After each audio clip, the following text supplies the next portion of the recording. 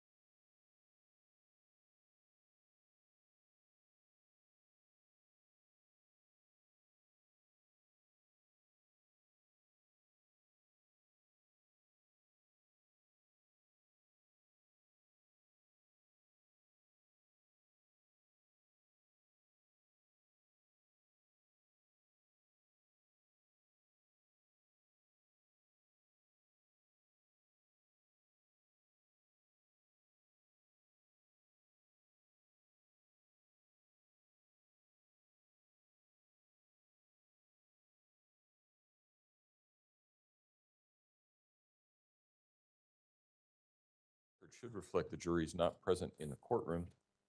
We do have our witness on the stand, Dr. Lewis. I would just remind you, ma'am, that you're still under oath. Is there anything else that we need to take up at this point? Prosecution? No, Your Honor. Defense? Okay, let's go ahead and bring the jury in.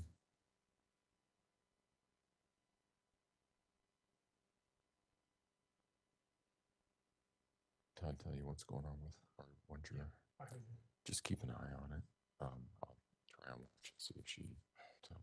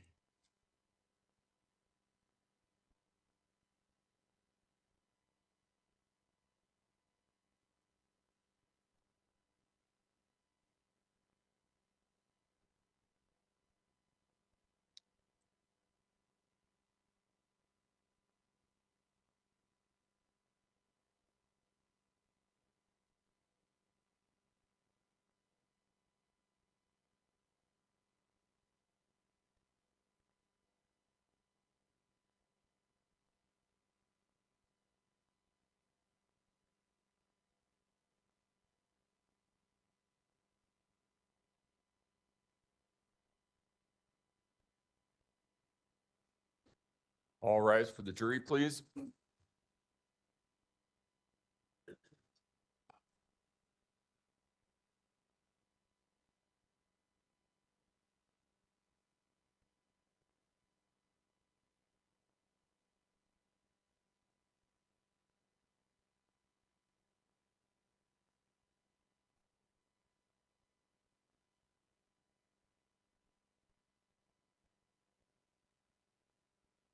Be seated.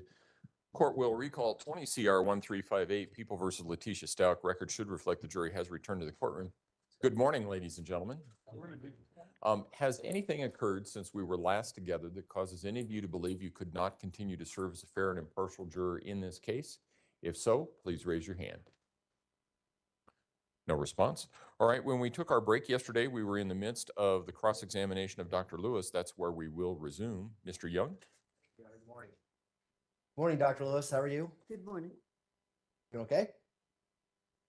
In truth, I've had food poisoning since last night, but Oh, we'll carry on as best we can. I'm sorry to hear that. If you need to take a break or anything, just If I do, I'll let you know. okay. All right. I kind of want to talk a little bit more about dissociative identity disorder. During direct examination yesterday, you mentioned that there was some controversy with regards to that diagnosis. Could you expand on that? What is the controversy surrounding that diagnosis? Well, the essential controversy is whether people believe it exists or not. I could give you an example of that. When I inquired of the chair of our department many years ago, did he believe that this existed? He said, I don't know, I have never seen it. And this is the kind of resistance there is to it. It's becoming more recognized, and it's in the Diagnostic and Statistical Manual now, so that it's gaining acceptance, understanding. Also, I think with the ability to photograph things and to show things, it's becoming a more well-recognized disorder. Dissociation has been long recognized. It was really described very well by Freud. Got it. In your book, you mentioned that oftentimes people can act out multi-personality disorder or dissociative identity disorder.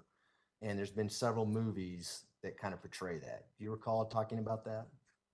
No, but I'm aware that there are movies such as, I think, Sybil and others like that, where this has been done, and more recently in movies. And the movie Sybil was based on a true life story, right? That's correct. But I think Cornelia, very, very well respected psychiatrist, wrote about it, and it has been also made into a movie. And the actual person that Sybil is named for actually turned out that that person was faking multi-personality disorder. Do you remember that? I'm sorry, I'm not familiar enough with the case so that I can't comment intelligently about it. Okay. Have you worked with any actors and helping them in their roles in movies? No, I don't. Wait 1 moment. In their roles in dissociation? Yes. Cape Fear, Robert De Niro? I have assisted Robert De Niro in, I don't think it had to do with DID. I think it had to do with a different movie that he was making that where I agreed to assist them. But I don't believe it had to do with DID. Had to do with him being a psychopath? It had to do with his being a very dangerous guy. And that's the movie Cape Fear, where he's a murderer and he has an urge to kill and things like that. I don't know all the details of the movie, but Right. is that a fair summary of it? I don't know. There is a better one earlier than his that is a far better Cape Fear. The But original. I did assist him in it, and he did. I did give him access to some tapes that we had of people with different kinds of disorders. Did they include dissociative identity disorder? Among them, there were some that did, some that didn't. Yes. So how do you tell if someone's acting and they want you to believe well- that they have multi-personalities? Well, I can tell you what I do. Tell us, please. Okay. What I like to do is be able to show that there were unmistakable signs of these kinds of switches, changes, different states, different abilities to function long before I was ever asked to be involved in any case. And so that is one of the best ways. I think that's the best way. It's that to my mind, if I'm teaching, I will say to students, this is as close as you get to an MRI in this field, where you have something that was done. And again, I repeat, you can't retrospectively malinger. You can't write your name in a funny way or pretend to be somebody when you're 18, because when you're 35, you're planning to kill someone and you think you need a good excuse. That makes no sense. So that it's important for me and for the people with whom I work to be able to, well, identify in any number of ways whether these signs, symptoms, behaviors antedated any difficulty with the law or any current issue. Sure. Things like family members coming in and saying, God, she didn't remember my name for long periods of time, or she blacked out and couldn't remember where she was at. What are you referring to now? Who? For signs of dissociative identity disorder, retroactive. No, that Wouldn't mean anything to you? well, that alone, no, that's very little bit. However, if you let's say you're looking through somebody's work and you're looking through their high school notebooks, or you're looking through early pictures, early signatures, things of that nature, and that these things way antedated any problematic behaviors later on, that any legal issues. That is the kind of thing where well, we've found, for example, in the workbooks of children at school, where we've gone through them and we have found a different name that was used, and that was used at different times. And so if I could, just Dr. Lewis, you're saying that the writing would be more important than an individual saying, I blacked out for long periods of times. I have no recollection of what happened. and there's no explanation of, I'm sorry. Cell Can- phones off, please. I think it may be. I, That's your cell phone, Dr. Lewis? I think it might be, I mean, I can Okay. assist. All right.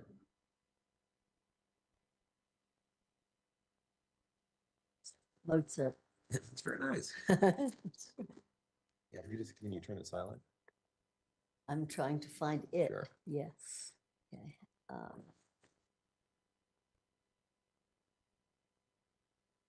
Well, okay, this should do it. Okay. Let's, I'm going to give it to Eric. why don't you give it to Eric? Okay. Yeah. Thank you. let me know when you're ready, Dr. Lewis.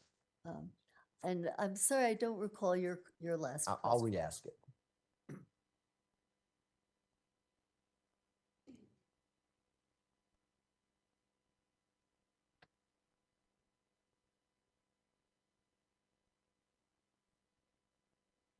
You ready? Mhm. So is it more important to you to look at someone's prior handwritings than evidence of someone saying they had blackout periods and couldn't remember where they were at and they couldn't remember their loved ones' names and things like that? Your second examples just don't ring true because it just is not something that people tend to tell me. And you can't measure this versus that. Often there have to be several things and combinations of signs, symptoms, behaviors. What is particularly useful is whether acquaintances or family members or people who have known the person over time have said, gee, when this person was such and such an age, he or she insisted on being called this and acted differently and did different things, so that it's a piece of data. And but that in and of itself, there is no single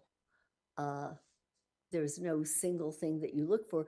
But at least in the cases where we have felt that we were dealing with the real thing, there have been multiple pieces of evidence that at earlier times, for example, I noticed in some of my notes about Letecia that someone had said when she was younger, and I forgot this yesterday, when she was younger, she asked to be called Maria. And I had forgotten that yesterday. Can you point me out where you found that information?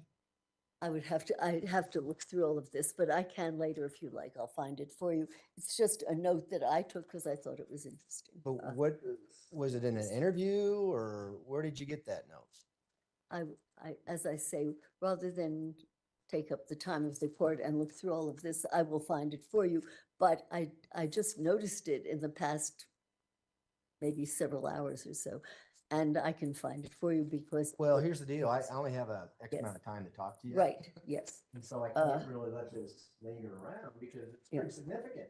I think so, yes. Oh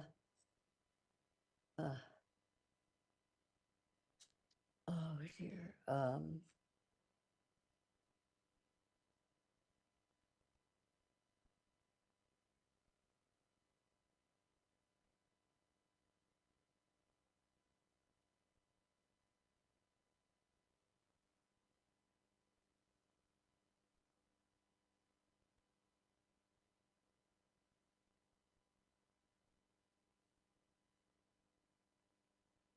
I'm sorry, I can tell you though that I came upon it in the past maybe 12 hours or so.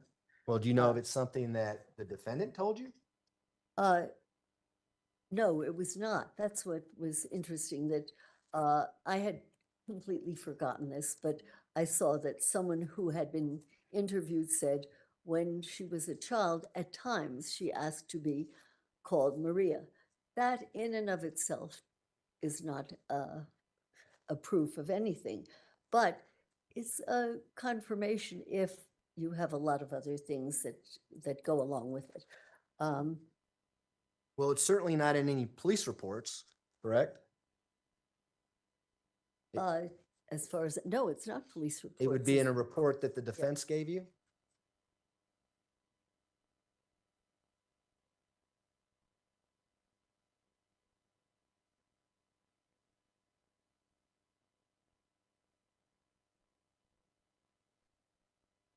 um,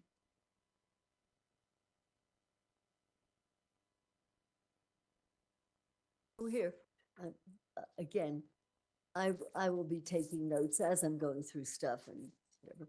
And here I have Letecia Yes, notes. Dr. Lewis, relatives. Dr. Lewis, Yes, the way we have to do this is you need to read that to yourself and see if that refreshes your memory. And then once you've done that, I can ask you some questions, okay? Because I don't have that you have in front of you. no.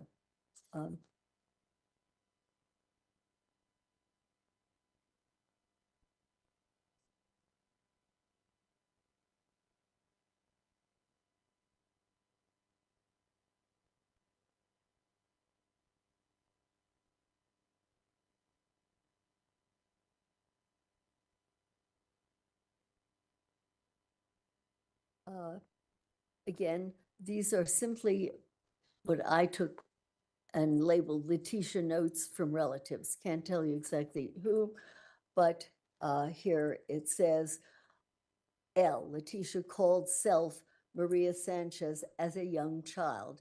And I have a little explanation when saying retrospective malingering, because that, you don't do that. At 12, you don't call yourself Maria because later on you're expecting to do something where you're going to have to make some sort of excuse. So this is what one of her relatives had told us, that that she called herself Maria Sanchez as a young child. This came as a surprise to me. I had not recalled it, but I was skimming it, and there it was. And Dr. Lewis, you've testified hundreds of times, and you know that you need to turn over your notes and everything you rely on as an expert to the prosecution, don't you? Is that a question? Yes, it is. No, when You have I, obligations as an expert to turn over all the information that you use in formulating your opinions, correct? well, when I am sitting taking notes over different things, I do not necessarily even keep everything. I jot down something that I think may be important later, and I noticed that I jotted this down. And it's so important that you found out about it last night. You came in and decided to tell the jury about it today. Is that correct? I came upon it last night, I believe before this morning, And yes. it's so important you made an effort to put it in your report that you knew that the prosecution was going to get. Is that correct? No, it is not. I sat when I was going over notes, trying to pull together things ages ago, and jotted that down because I thought, gee, that's odd. She had just mentioned Maria to me very recently, and somebody had said this. When I wrote down L called self Maria as a young child, if I thought I was going to have to prove this particular statement to someone, I would have written down who said it or whatever. I was pulling together my thoughts at the time and going through and seeing what kinds of things seem to matter. And it is a note taken while I was going through hundreds of pages of notes. And to my surprise, this appeared. And I had no memory of having seen it before until I looked at it, skimming through it, and found it in the past, I would say, 12 hours or so.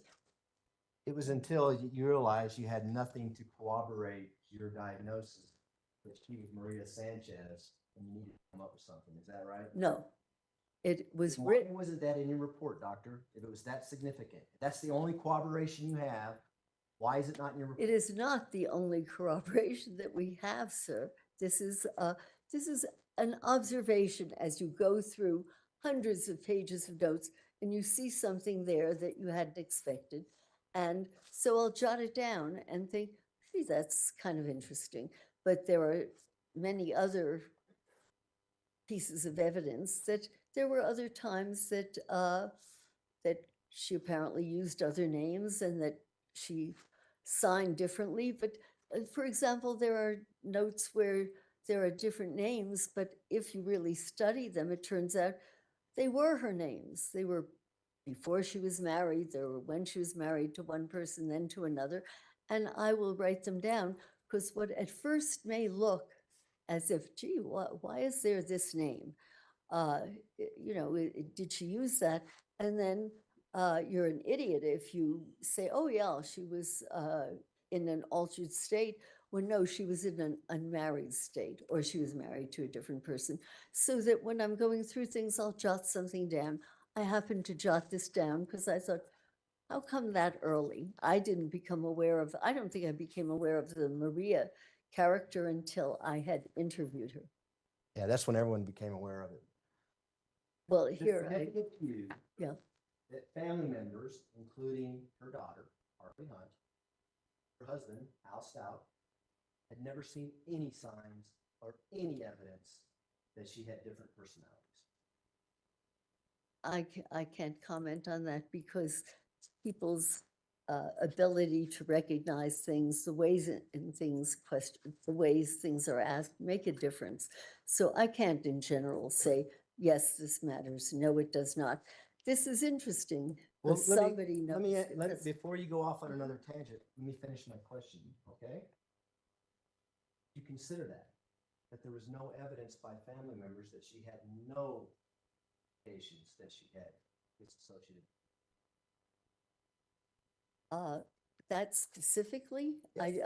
I did not think about that specifically because different personas are either recognized differently because of the sensitivity of the observer, or they don't occur in that setting and they occur in another setting.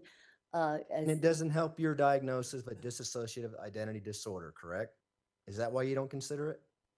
No, it's interesting that they did not notice this.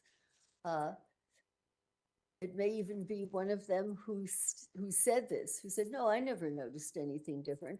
And yet, one of these people said that I think we got she what your called note herself says, that. doctor. Okay. Well, that could well be one of the people who said, I never noticed she was different, but, oh, sometimes she called herself Maria. So that you're open to whatever comes your way. You try to jot down what seems important, and then you try to pull it together later. But there is no one thing that will say, oh, yes, this person suffers from DID or does not. There's a whole constellation of different things that you look at, that you consider, and no one thing that matters Okay. particularly. Let's talk about something that matters to you that you put in your report, okay? You had Ms. Stauch drew, I forget the name of the test where they draw the clock and they have to put the hands of the clock. What's the name of that test? I don't know, I call it clock. We'll call it the clock test. Is that all right with you? Yeah. So you had her perform the clock test and she did horrible on it.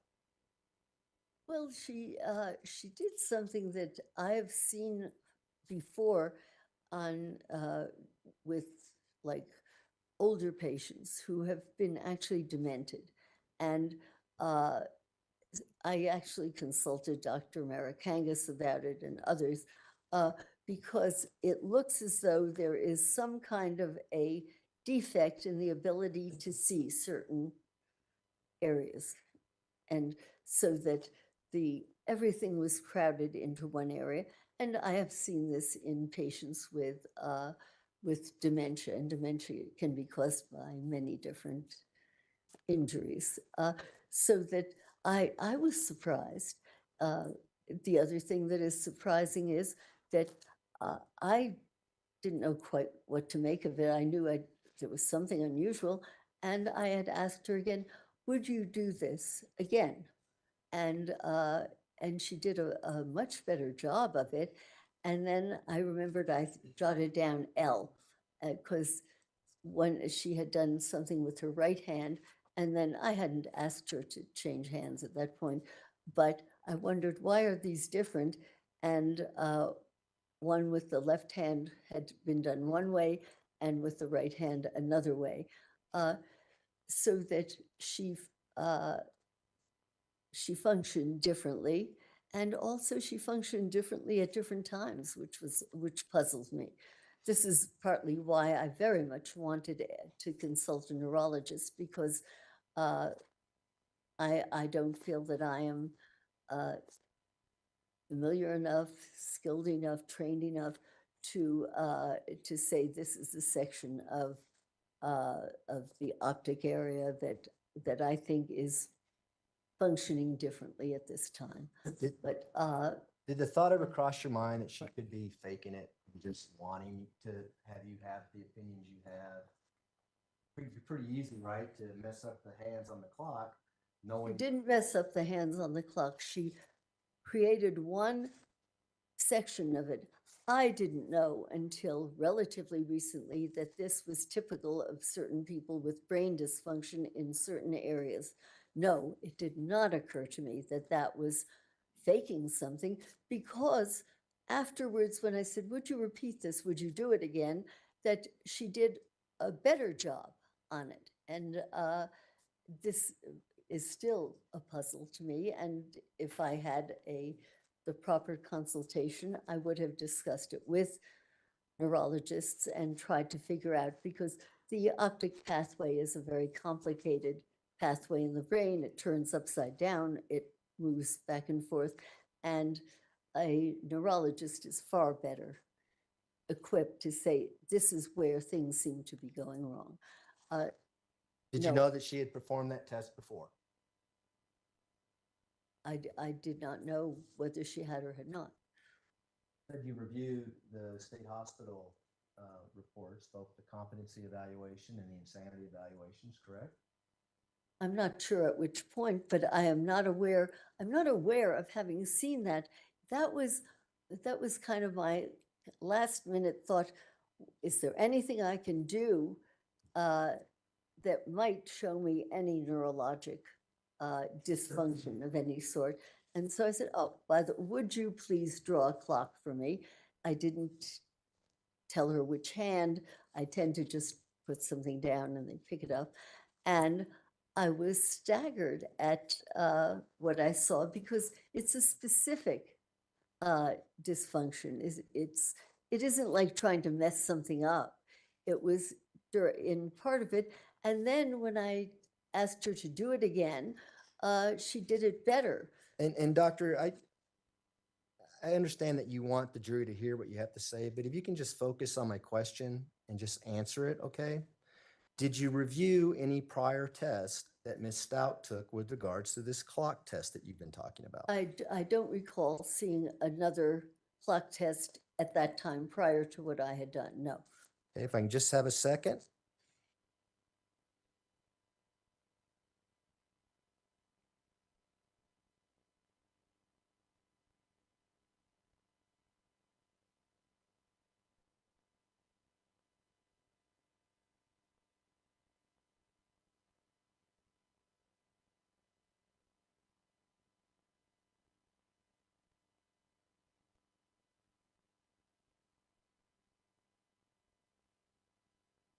For the clock test that Dr. Torres did.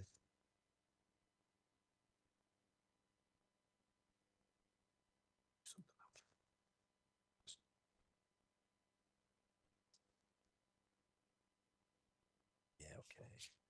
Here, may I retrieve an exhibit? It's People 736. You may. Recall it, it's in Where it's at. a single sleeve, if I remember right.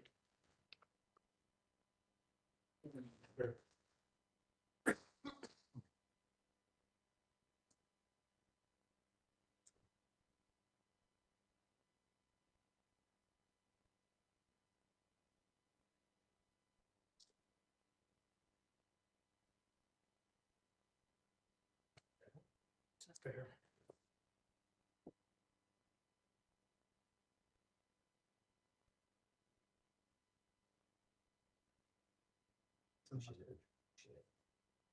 How about that, Dr. Lewis?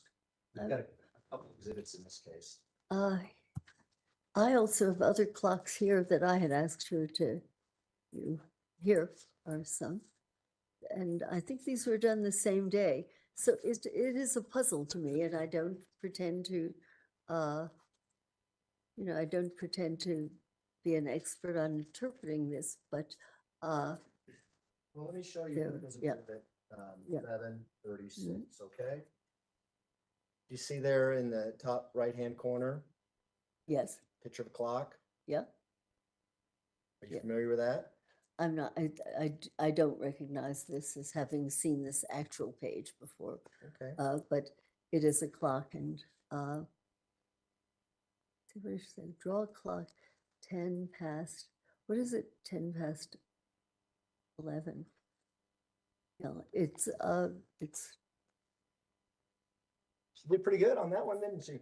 well, yeah, it's not 10 past 11 really, but it's, I have others where she did better with me. And it puzzled me that, at the time I said, would do it again and do it again. And it did improve. And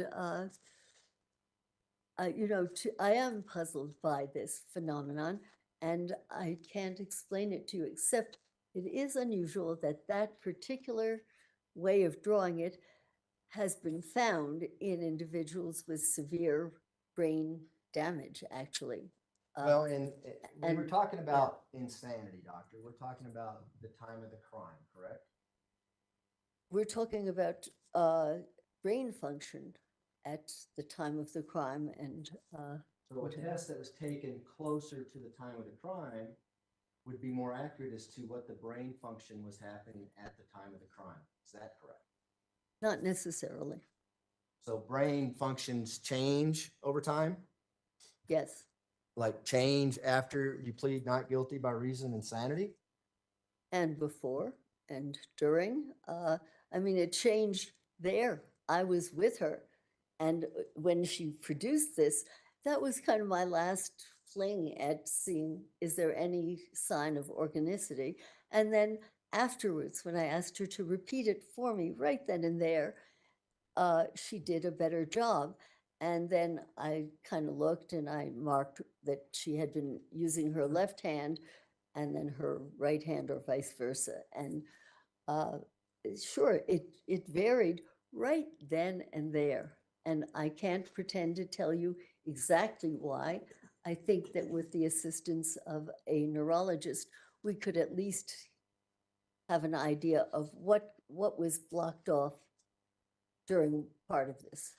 And Okay, I I'm going to don't- stop you again, yeah. doctor, because we're getting away from what the question was, okay?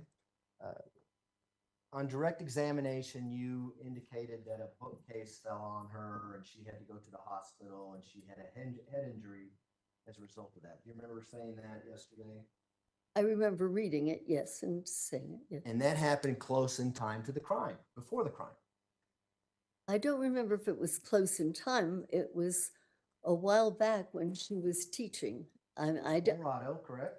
I don't remember where or the date, but you would have to tell me. Misrepresenting the evidence. He was questioned about bookcase that fell in 2011 So- that's supported by the medical record. It's up to the jury to make a determination regarding whether or not any question or representation by an attorney misrepresents the evidence. The objection's overruled. Let me ask you this. You know that she was examined 2 days after the crime for head injuries, correct?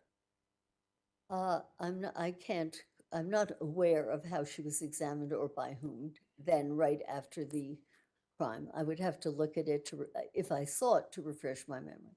Would it be significant to you if you saw that? I would have to see what it said.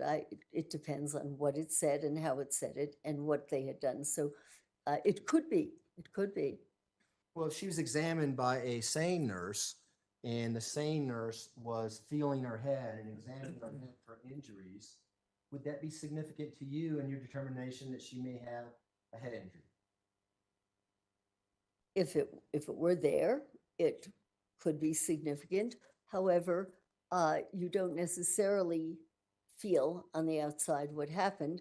If you shake something head, there are little hemorrhages that occur in the brain. You would not feel that if you examine. Now, sure, if something hits you on the head, you like to feel, because there will be a bump, but you can get a far more severe head injury by just doing that. And you can actually kill an infant, not deliberately, but by shaking the infant. And the brain goes back and forth in the cranium, and you will get little hemorrhages. And depending on where they are, you will get certain kinds of disorders in functioning. And I can't tell you exactly what they are. That's much more in the field of a neurologist. But Hey, doctor, let me stop you again. Is it significant to you that a nurse examined the defendant 2 days after the crime and found no injuries to her head? is it significant in what way? Meaning that there were no injuries? No. And that's because you could speculate and say she could have had a brain tumor, she could have had hemorrhages because someone was shaking her. Is that what your opinion is? She had other injuries previously, so that it's good if the nurse actually did this. I'm not aware. I'm not aware of anybody's having felt her head. Maybe they did. I don't know. But it's that does not tell you enough. It tells you if there's a bump, you do know that something hit the skull, the outside of the skull. I want to talk about psychosis for a while, okay? In an insanity case, it's real common that psychosis is involved if that person is truly insane, correct? Often, yeah. Doctors, psychologists, psychiatrists look for evidence of psychosis at the time of the crime in making those decisions, correct? They look at it over a spectrum, but they do certainly look at it then, and they look at a lot of other things besides psychosis. But yes, one of the things that people look at are the signs, symptoms, behaviors of psychosis. Psychosis is not one little phenomenon. There are many different kinds of psychoses and signs of it, so that you're talking about such a broad topic. I'm talking about them all. Any signs of psychosis is important when you're doing a sanity evaluation, correct? Certainly. And a classic example of someone who is truly legally insane would be a father who kills their daughter because they're hearing voices that their daughter is the devil. Feel like they have no choice but to kill their own daughter. And so they kill their daughter. Does that sound like something that might fit legal insanity? It's your concept of one possible type of insanity. Well, what's your concept? Does that seem? There are many different Well, let's concepts. just stick to this hypothetical. Yeah. Does it, yes or no? Does it fit your concept of what you feel insanity? As I've said, insanity is many, many different things, and it depends. And It's insanity. okay to agree with me, doctor. Well, no, all that I'm saying to you is you've given one layperson's notion of what insanity is. And, you could have given another story and I would have agreed with it or whatever. Sure, it's a possibility. Okay, I'll take the possibility. Okay.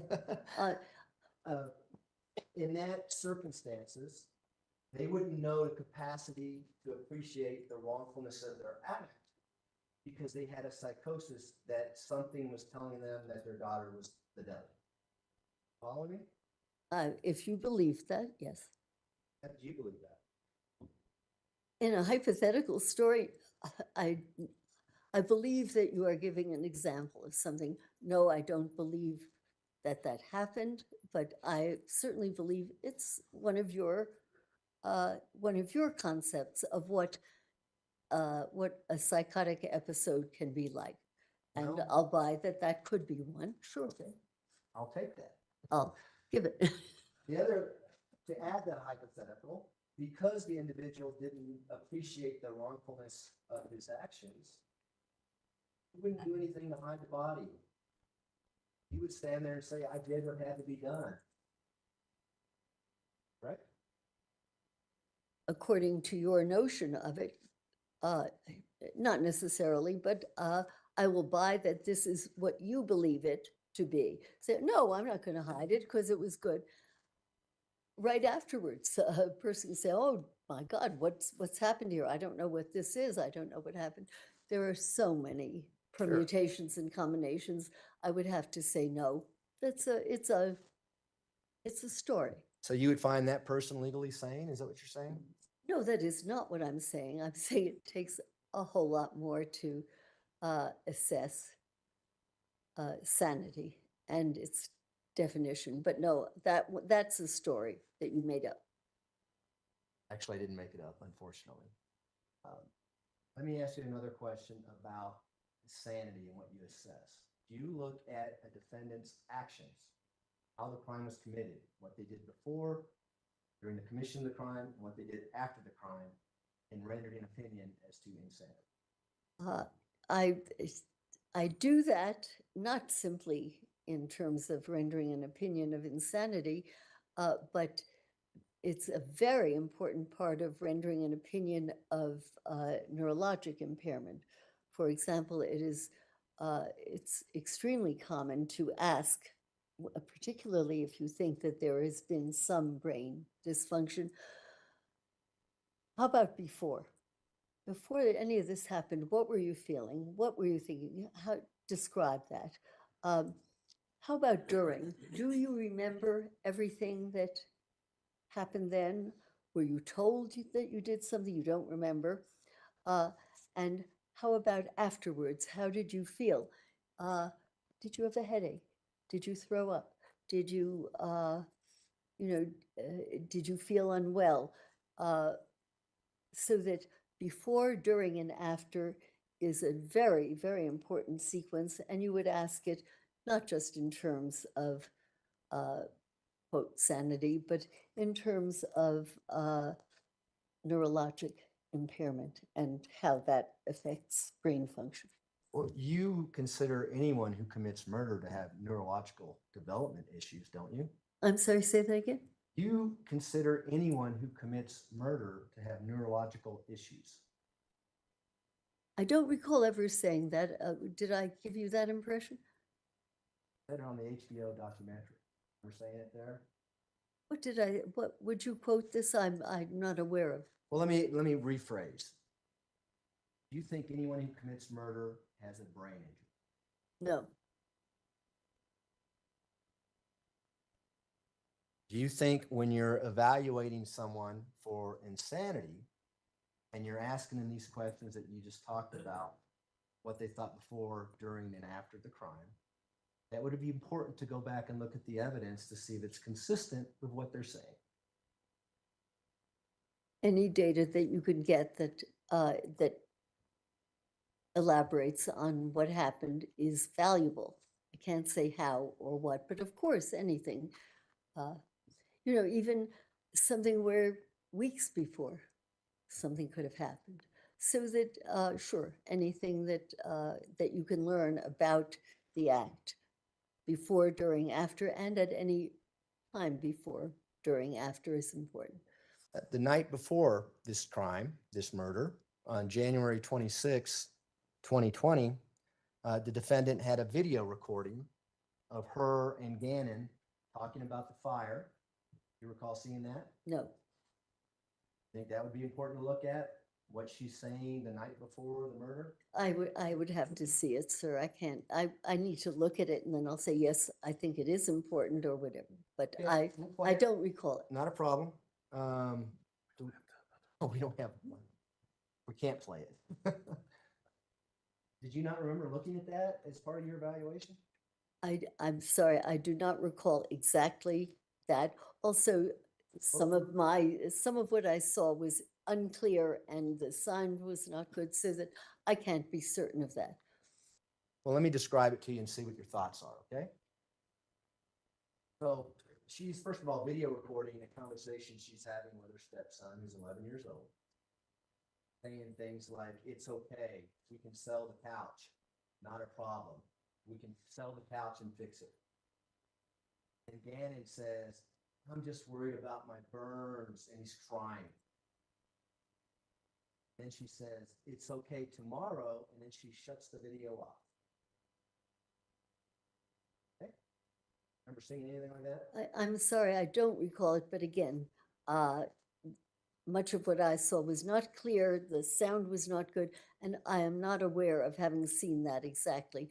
I am aware of having read that, that Gannon, that she said he had little bubbles on his arm, that, so that's the part of that, I'm assuming it's the same issue. That is the part that stayed with me. Well, what about the part of her having the ability to stop the video Mhm. after Gannon says, I had burns? I'm not sure what that would mean. What would you have me agree to? Don't you think that would be evidence that she didn't want anyone to know that Gannon had burns? I can't say. I'm not aware of that because she did say that he had little bubbles on his arm. If she didn't want anyone to know that, I don't know why she would have said that. Okay.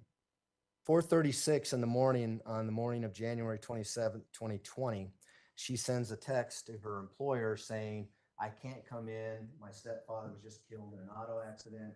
You remember that? You talked about it on the Yeah. record a little bit. Mm. Pretty significant to you and your opinions. Yes, We'll get there in a second. Do you remember the rest of the text string?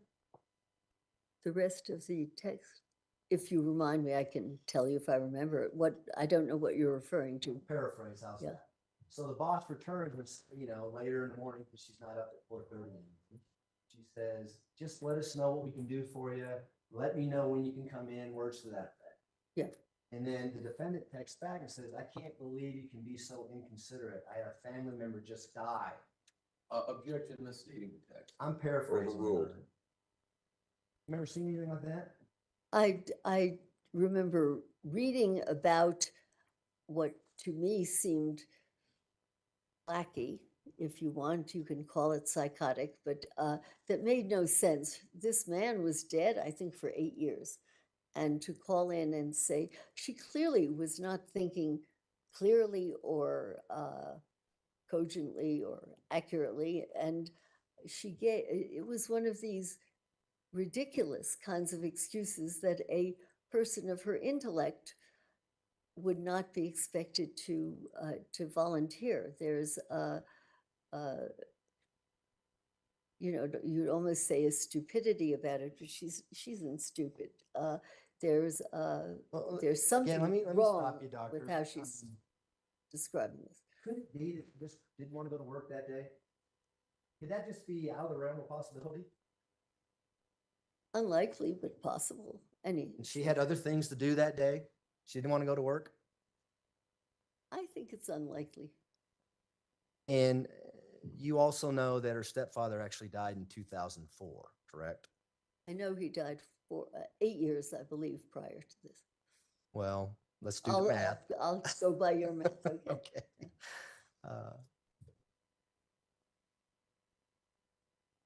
She was also able to call in to Gannon school and say Gannon's not going to be coming into school that day either. You seen that? Absolutely. Nothing psychotic about that. At the time that I read that, became aware of it, I was puzzled because I thought, gee, then he must have been dead then. Why is she calling in?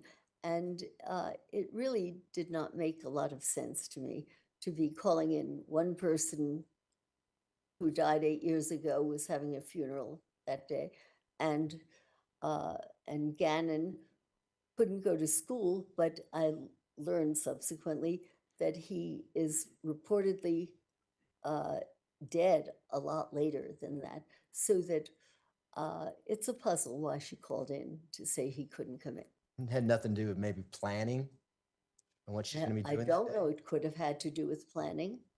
Okay.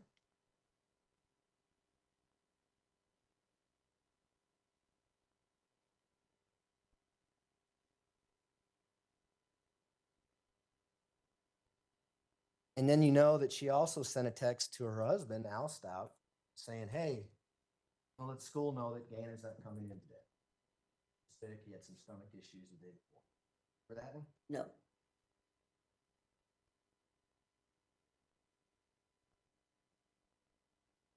The stepfather, you said that was psychotic or evidence of psychosis. I don't know what what you're referring to, sir. The Could you? fact that she calls into school and saying my stepfather just died. I think it's peculiar, it's bizarre. I'm not sure what that was all about, what she was thinking, why she did that. It doesn't make sense. It's a bit of a leap to call it psychosis right now, but it doesn't make sense. It doesn't make logical sense. Does it make sense that she may circle back to that at a time where she wants people to feel that she's mentally ill? Blame it on her stepfather because it's on record that she's already talked about her stepfather dying. Does that make sense at all to you? Doesn't make sense to me, no.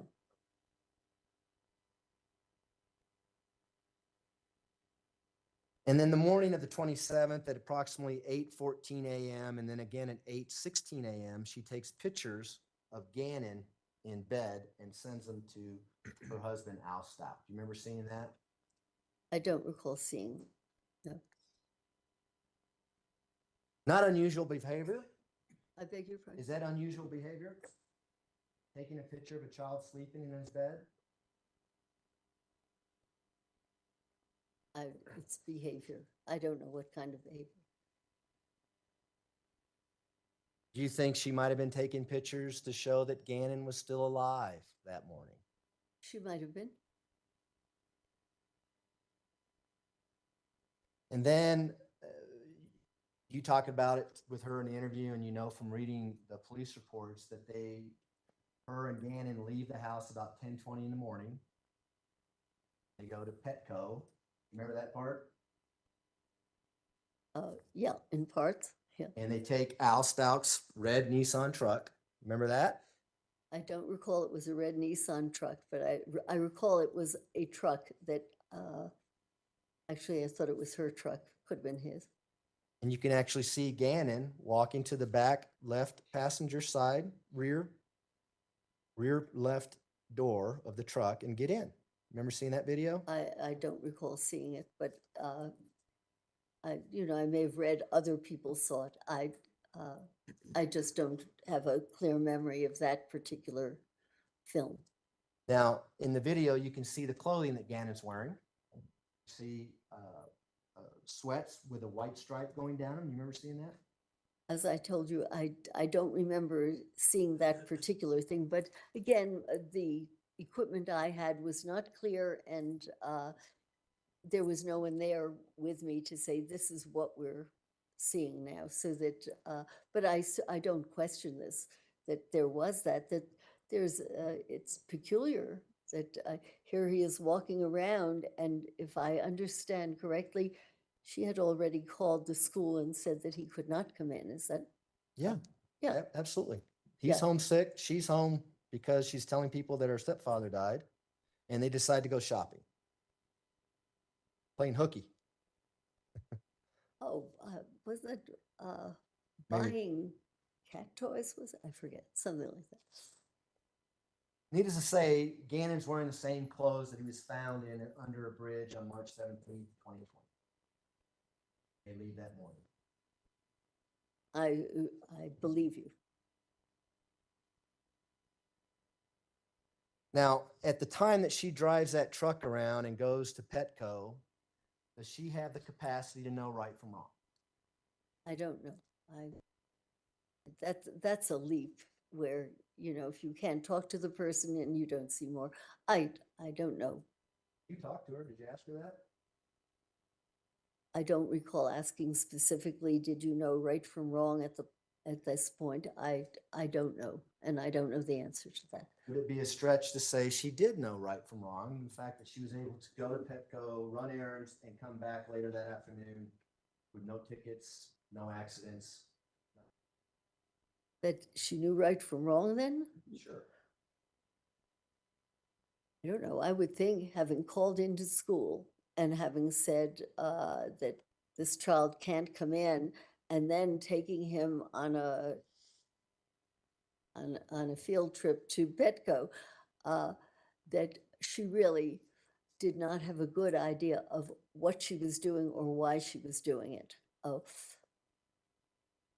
And I'm not sure that the idea of right from wrong is applicable to this just particular episode. It's wacky, but it's, Is she legally insane at the time she's driving to Petco again? I don't know. I think you would have to, I would have to know a whole lot more. If you don't know a lot more, can you come in here and say that she was legally insane based on her driving to Petco with Gannon that day? I can't say because I don't know enough about it.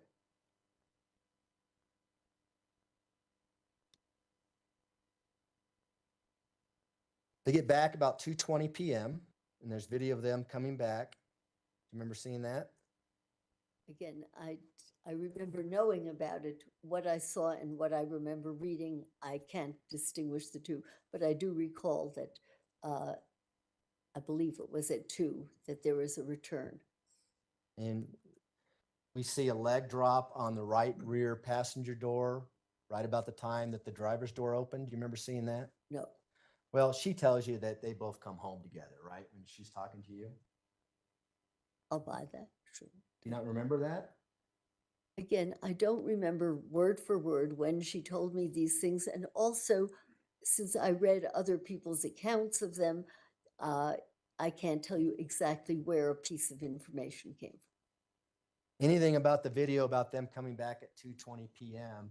that would lead you to believe that she didn't have the capacity to know right from wrong?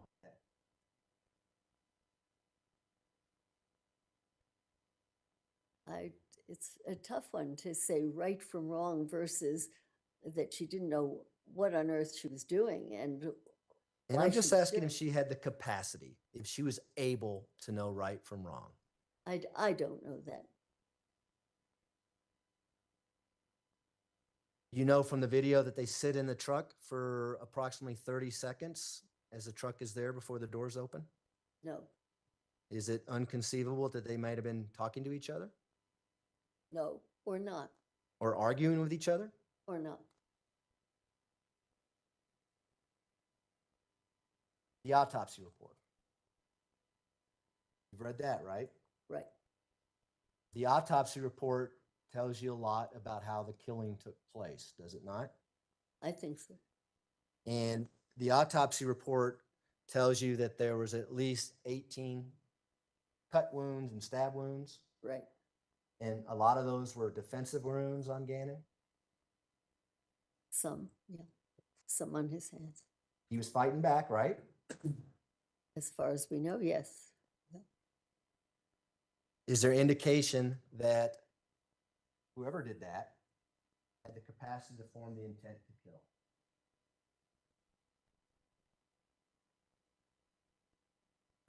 I don't know. I would think so. I would think so.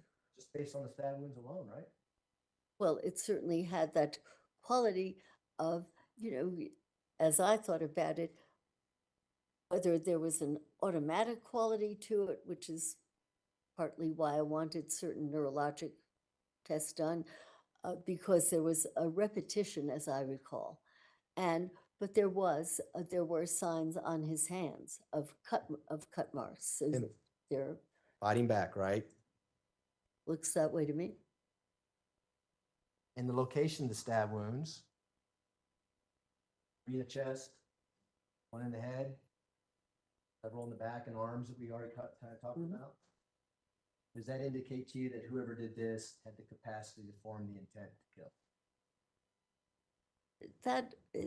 That's a stretch for me because when individuals keep doing this kind of act over and over and over again, it can be an attempt to kill, but it can also be a repetitious kind of automatic act. And not having been there, and I don't know what the state of mind was, whether there was a kind of an automatic going about this, or whether there was a real, gee, I haven't killed him now, I'd like to kill him.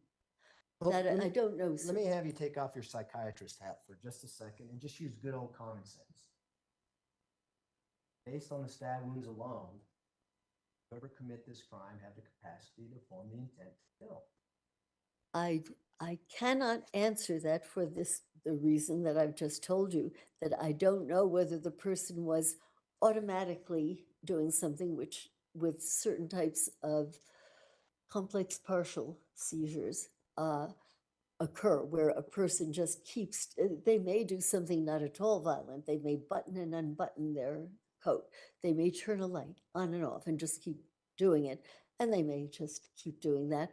Or they may say, not dead yet, I want to kill them. So that I don't know for sure what was going on in the head of the person doing this. I Okay, can well, only let's, say there are there are at least two possibilities. let's move on from the stab wound. Yeah. Fact that there was blunt force trauma, i.e.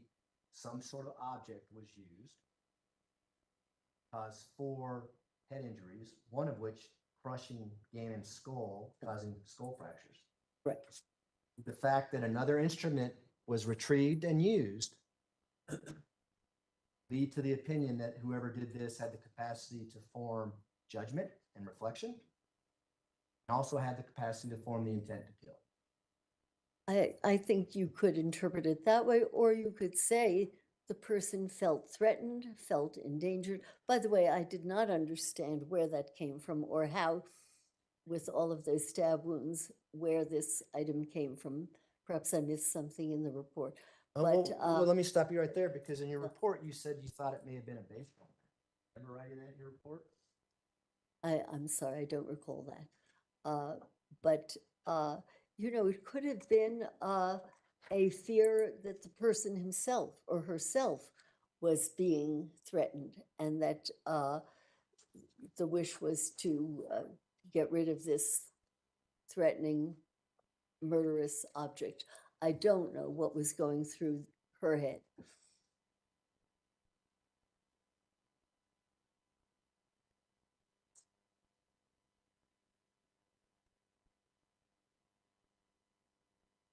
What about the blunt force injuries to her Gannon's head, the 4 themselves? I'm sorry, I don't have a good understanding of the object or of that particular aspect of the injury. So Why does the object puzzled. matter? I don't know. I would have to It's- know. The point is, they decided to move from a knife and go to another object, continue on with the killing, correct? I'm not correct. I don't know what came first or what came second. And I'm not sure how when you're stabbing someone, you get around to hit them on the back of the head. It puzzled me, and I still don't know what was going on at the time or in the person's head. For all you know, the person could have felt threatened and felt that something was of danger to her. I don't know what was going through her head at the time. Well, there's an 11-year-old boy who has 18 stab wounds lying in his bed. Right. And then she takes an object and crushes his skull. Does that indicate that he's fighting back at that point? I'm sorry, I don't know enough about the, Did you look at the crime scene pictures? I looked particularly at the autopsy. I remember I'm not as clear of the crime scene pictures, except for the spatters of blood and this sort of thing. But I don't know what was going through her mind when this was happening. Was she defending herself? Was she attempting to kill him? The puzzle is all other data say that she loved him and that apparently he loved her. And Loved him quite a bit, didn't she? The next thing she does is she gets another object, gun. The fact that she gets a gun, does that tell you she has the capacity to use it and reflection? It's the capacity to form the intent to kill. I don't know, sir.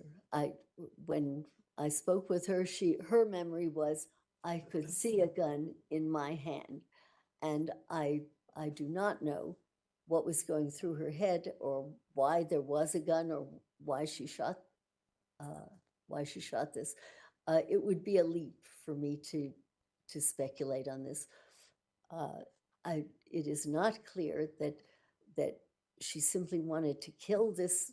This is a child she loved. As if we believe what other people said, she loved Gannon, so that it's. And so I just want to make sure I'm I don't know understanding. that she wished to kill him. I don't know that it was even he that she wished to kill. Clearly, she did kill him, but we don't know whether at the time she saw Gannon and she was trying to kill Gannon. We don't know. So her actions mean nothing to you with I regards think to, that's a leap. Her actions mean nothing to me. No. well, everything's a leap to you. I just want to know what that means to you. The fact that she used 3 separate instruments to kill Gannon. Did she have the ability to make decisions when she did that? And what I'm saying is, I can't be certain what was going on in her head because I pondered it and I thought, what on earth? How did she get this, whatever the blunt instrument was? When did it happen? And then when I think more than one person said that she loved this child, so that it certainly made me wonder whether she was misperceiving something there. And Well, then let's go forward then, because what does she do after she does all that? She drags his body to the storage room and stuffs it in a large green suitcase. She had the capacity to know right from wrong when she did that. It would certainly seem she knew that this was something that should not have happened. And does that corroborate the actual killing, that she had the capacity to form an intent to kill, the capacity to use judgment and reflection, the fact that she immediately stuffs his body in a suitcase afterwards? I don't know for sure. What about cleaning up the crime scene? After she stuffs his body in a suitcase, she goes back to the room and cleans all the blood off the wall. Not all of it. Does she have the capacity to know right from wrong when she's cleaning Gannon's bedroom?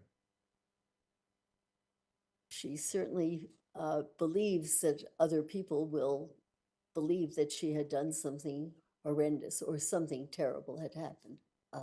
That's, I guess, as far as I can go right now.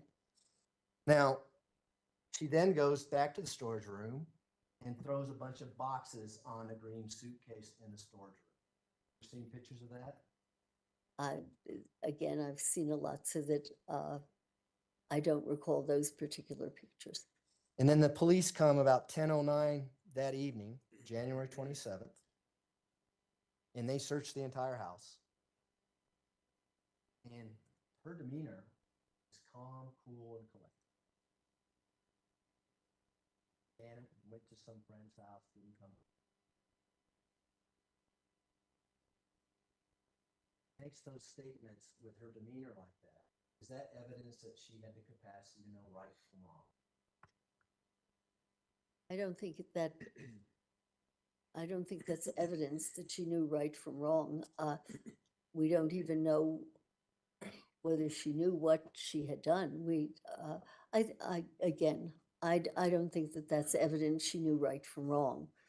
What about, is it evidence of psychosis?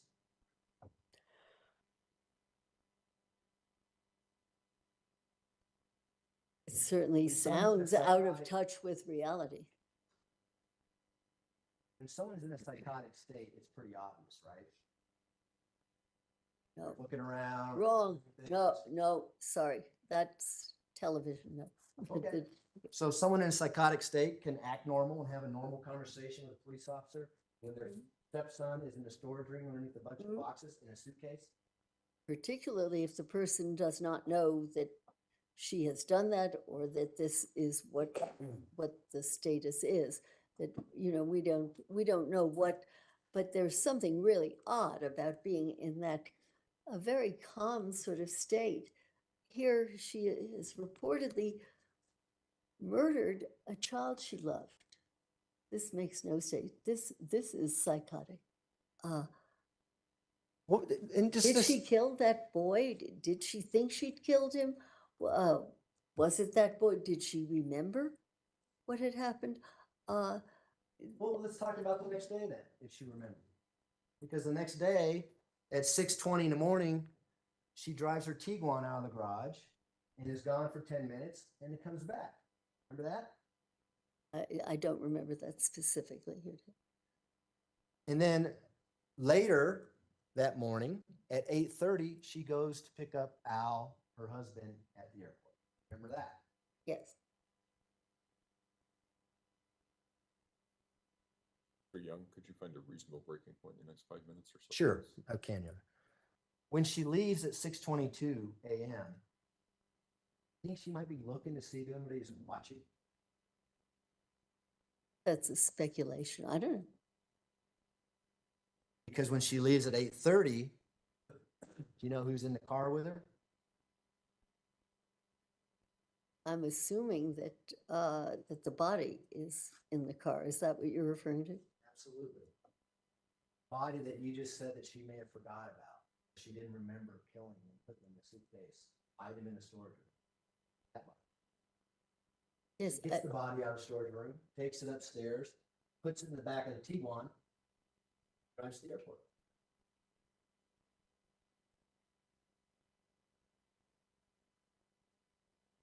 Sound familiar? Is that a question? Yeah. At the time she does that, does she have the capacity to know right from wrong? I don't know because it is approximately then when she thinks that, at least what she says to some people is, she thinks that she can bring this body back to life. And she says that she brings him or tries to get him a hamburger. That ought to do it. And then I believe she even tries to get him ice cream. This is psychotic thinking. This is. No, that's what she's saying. What actually happened is she drove directly to the airport, parked the Tiguan, left Gannon's body in the back of the Tiguan, rented another car, and Al and her went home. That's what happened. Yeah. What she's saying is psychotic because she wants you to think it's psychotic, correct? I can't say that's correct. I can say you believe that's correct. Okay. You know, this is a good time to stop. All right. All right, ladies and gentlemen, we will take our morning recess. If I can have everyone back in the jury room at, say, 10:40, we should be able to start on time at that point. Again, don't discuss the case among yourselves. Don't discuss the case with anyone else. And we will see you back at 10:40. All rise for the jury, please. Yeah.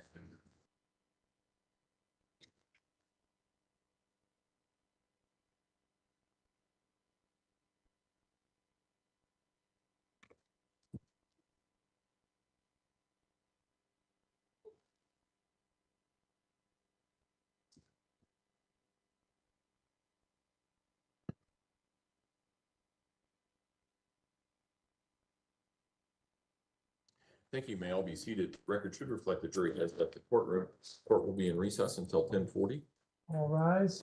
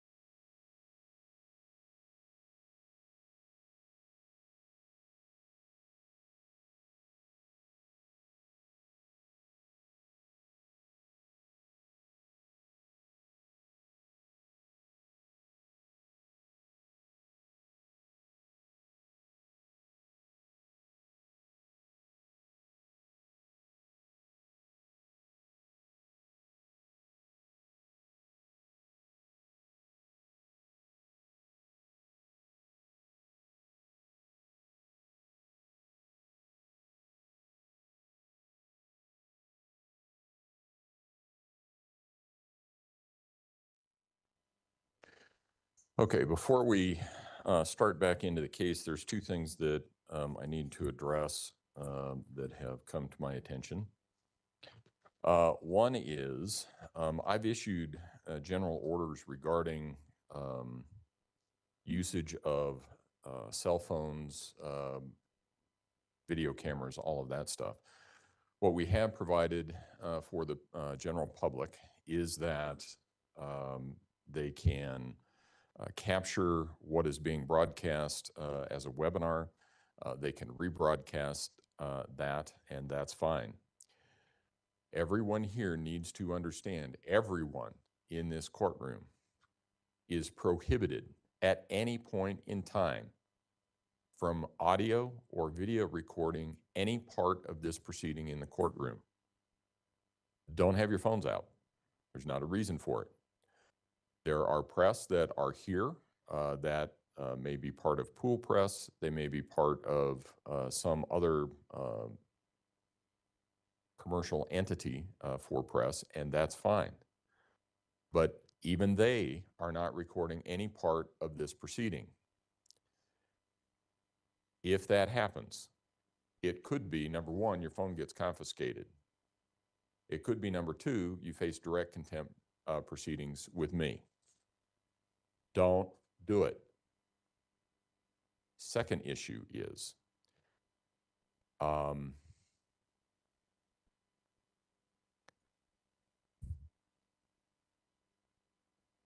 know that we have some people from out of town.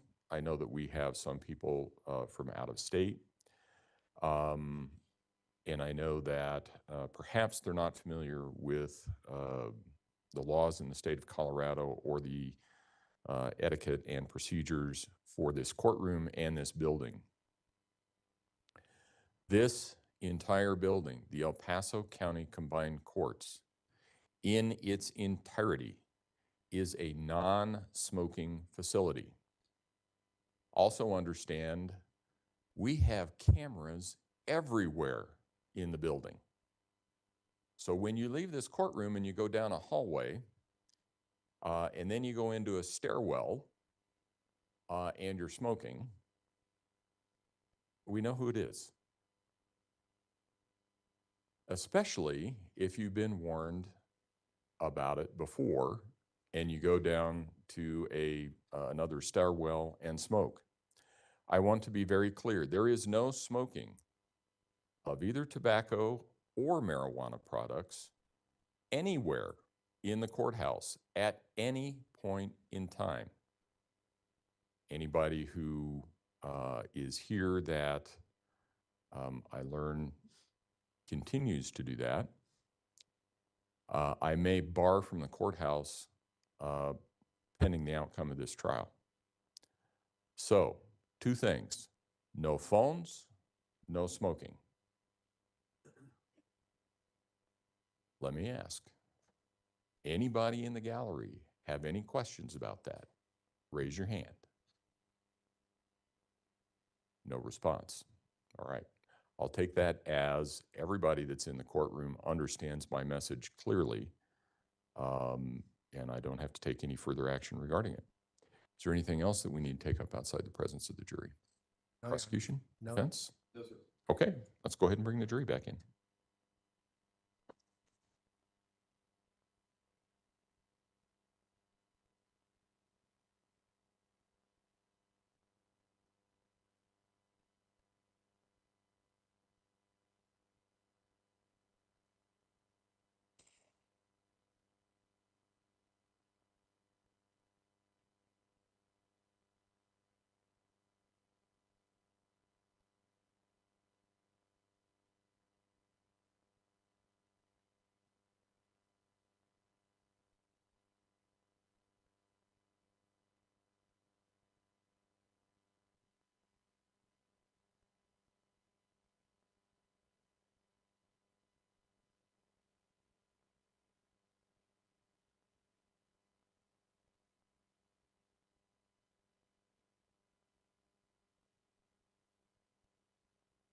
All rise for the jury, please.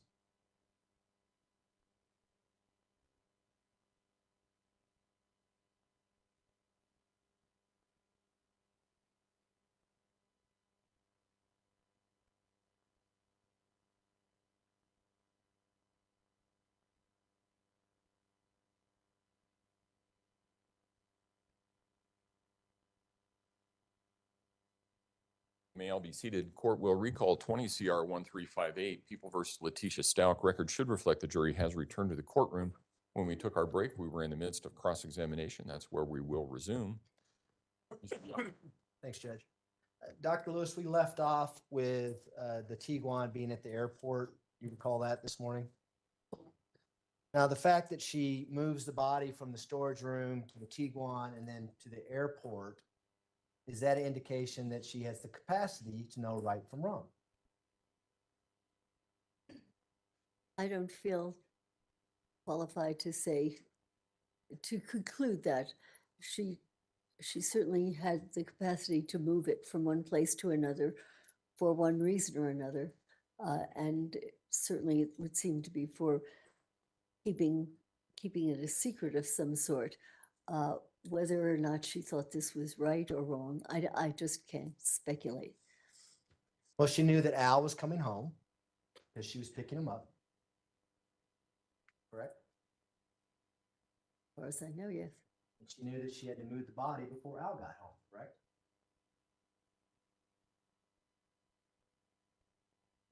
Perhaps. The body was hidden, so it could have been hidden somewhere else. Yeah. And she knew she had to rent another vehicle because Gannon's body was in her Tiguan, correct? I know she rented another one and it was in the T1, yes. She thought this out, right? Yes, Rational thinking? that's a leap. Thinking, yes. Okay. Is she psychotic when she's making these decisions to rent a car and leave the body in the Tiguan at the airport? Again, speculation. I don't know.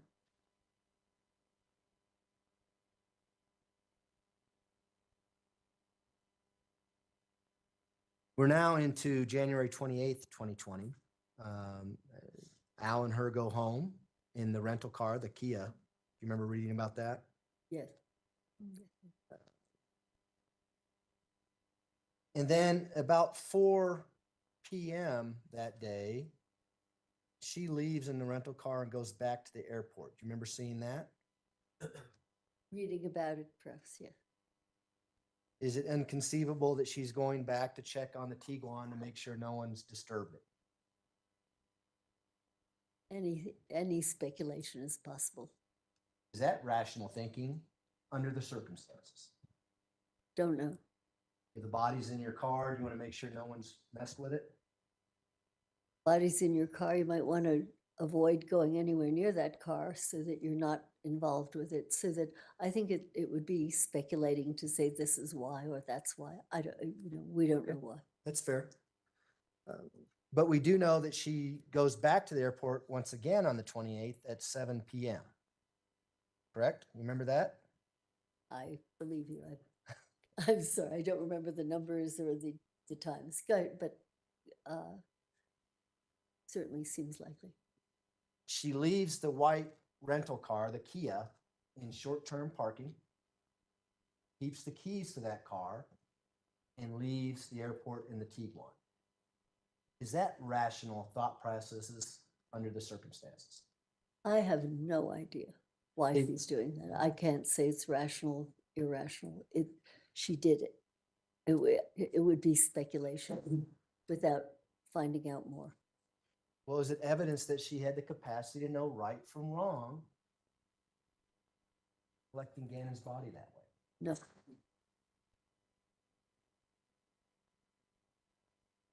She takes the Tiguan and leaves, puts her phone on airplane mode, and drives for several hours. And we're mapping her on our Life 360 app. Do you remember seeing that? No, I recall becoming aware of it in one way or another, seeing or reading about it. Go ahead. And as she's doing this, she's texting her daughter, Harley, don't open the door. Don't talk to the police. That kind of thing. That evidence that she has the capacity to know right from wrong. Again, it suggests that she has the capacity to know that that she could be in great trouble if this were not hidden. Knowing right from wrong is such an abstract it's hard to comment on that. Certainly, if she would have stayed with Gannon's body in his bedroom, that might be some good evidence that she didn't have the capacity to know right from wrong. Didn't think it was wrong to kill him, correct? Again, that's one interpretation. And of course, that didn't happen here, correct? That she stayed with him. Right. She did not stay with him. Because what she does is she eventually drives her Tiguan up to Palmer Lake, which is a small town north of Colorado Springs. If you're not familiar with it. She finds an isolated spot, drop the suitcase off on the side of the road. That evidence that she had the capacity to know right from wrong and trying to hide the body again. Again, she had the capacity to know that she needed to hide the body. I don't know. I can't move on to yes, she knew right from wrong. That again, it's an abstraction, and I can't comment on knowing right from wrong simply from that. Is that evidence that she's suffering some kind of psychosis? The fact that she goes to an isolated spot to hide the body? Maybe, don't know. Is it also evidence that she may not be suffering from psychosis? The fact that she knows to go to an isolated spot and hide the body? Maybe. During this whole time, she's texting with Harley and still controlling what Harley's actions are. Do you remember seeing that? You would have to remind me. She's multitasking. She's kind of controlling what's happening at her house as well as getting rid of the body. I'm sorry, I have not juxtaposed that, but if you clarify what she was saying to Harley, perhaps I can say something. But don't talk to the cops. Don't talk to the police, that kind of stuff. Don't let them in the house. You consider that to be a form of manipulation? Certainly a form of trying to control what happens. Around midnight, between the 28th and the 29th of January 2020, she meets Harley close to Harley's place of employment. Remember reading about that? Not specifically, but And she leaves her Tiguan there. Harley then takes her back home in her car. The fact that she's thinking about leaving the Tiguan somewhere other than her own home, is that evidence that she has the capacity to know right from wrong? again, it shows the capacity to know what will be regarded as incriminating or not in her best interest. Again, right from wrong is abstract, and I hesitate to comment on that specifically. Well, I'll ask you this then. Did she know the fact that if there was blood in that Tiguan, it might be incriminating to her? I would think so, yes.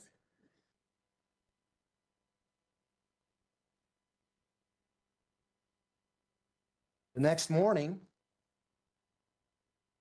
her daughter Harley gives her a ride back to the airport, where she takes the keys that she still has for the rental car, the Kia, that she left in the short-term parking the day before. And she tosses the keys to an Avis representative out on the sidewalk at the airport. That evidence that she has the capacity to hide the fact that she is no longer in that rental car and was in the Tiguan the night. I don't know.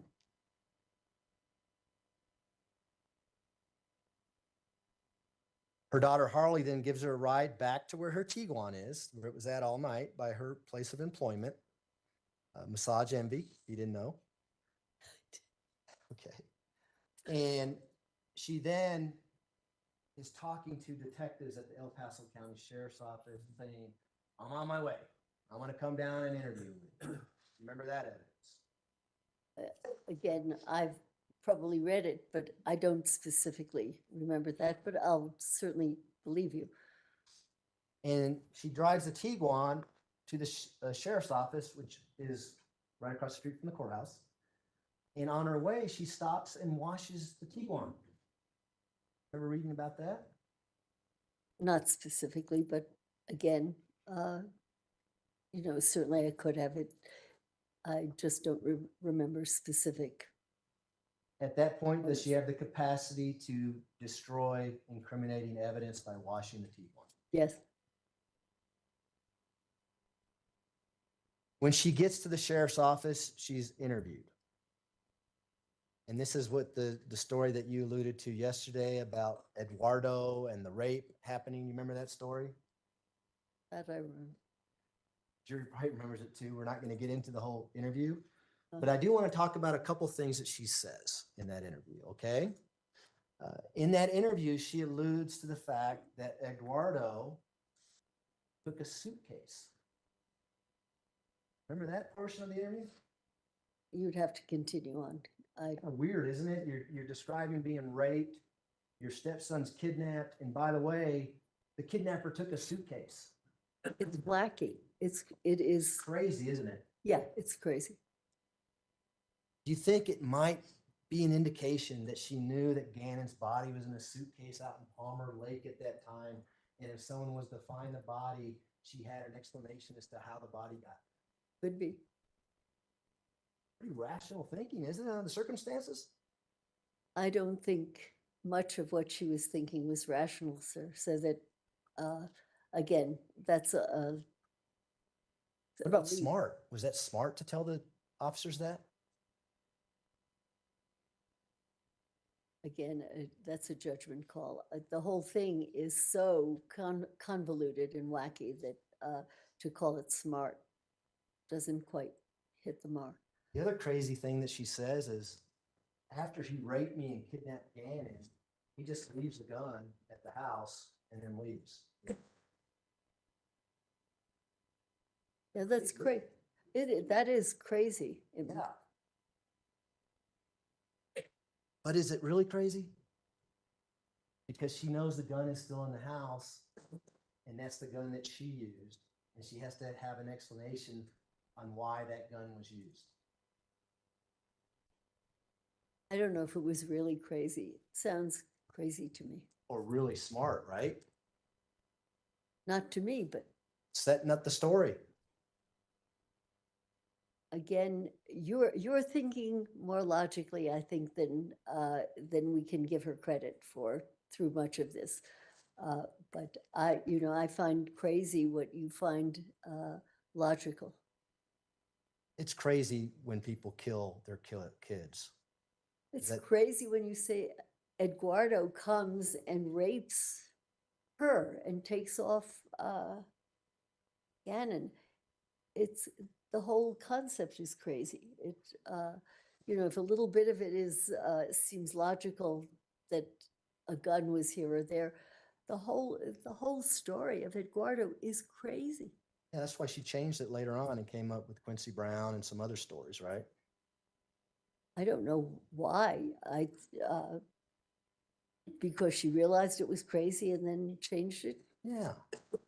Less crazy. People who are pathological liars, when they lie, they tend to have small crumbles of the truth in it, and they have no problem changing that lie to something else. Isn't that true?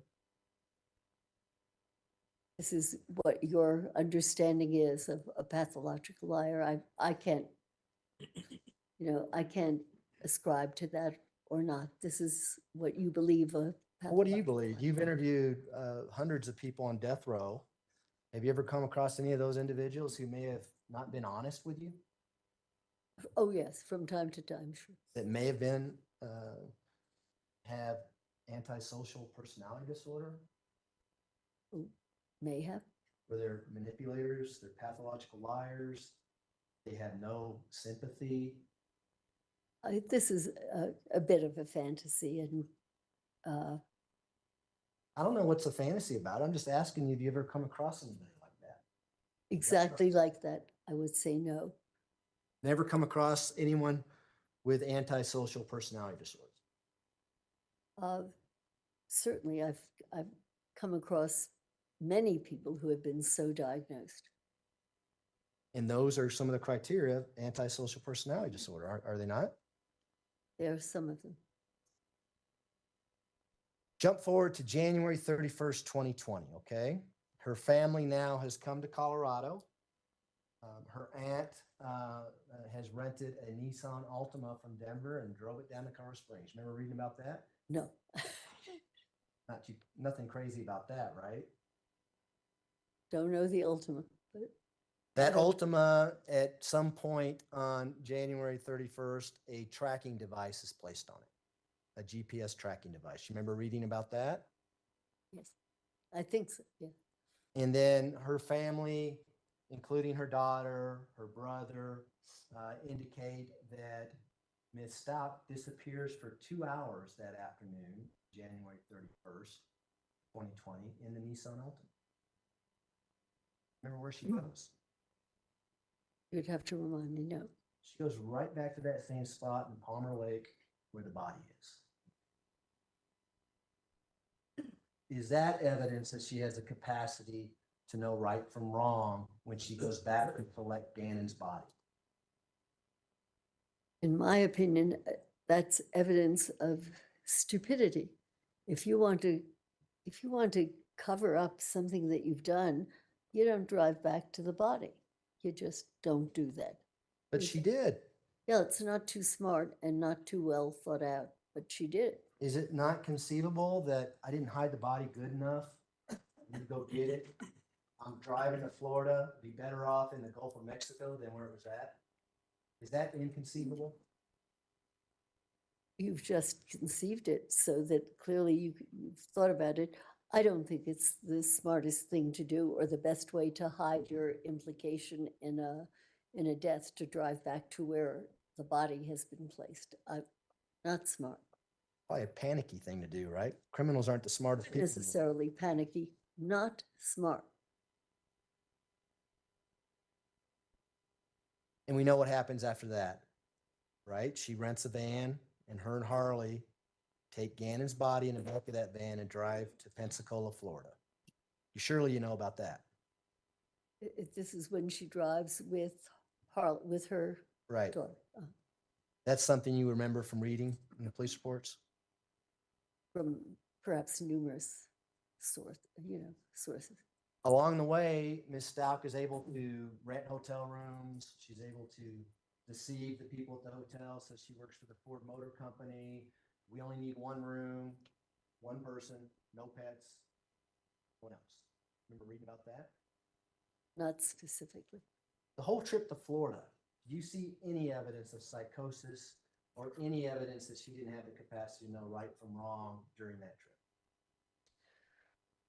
I have to say, I see neither the capacity nor a lack of capacity there. It's to my mind, it's incredibly peculiar behavior to drive that distance with a body, and the body of a child that you allegedly loved in the back of your car. There is. I'm glad you used the word allegedly there, because you're familiar with a search that she did on her phone that was later deleted by her that says, "I don't like my stepson." Remember that search? I'm aware of the statement, "I don't like my stepson." Kind of contradicts what you've been saying the whole. Once. I think I only became aware of that once, but it could have happened again. I don't know. So she takes Gannon's body and dumps it over a bridge in Pensacola. That evidence that she has the capacity to know right from wrong when she once again is hiding Gannon's body. Again, I don't know if that shows she knows right from wrong. And then his body was discovered on March 17, 2020 by a Macon ponder. Do you remember reading about that? I remember reading that it was found. Bridge inspector who inspects that bridge every 2 years just happened to be there on March 17, 2020, and he finds the suitcase. Okay. Yeah. If that suitcase is never found, do you think we'd be here today on an insanity case?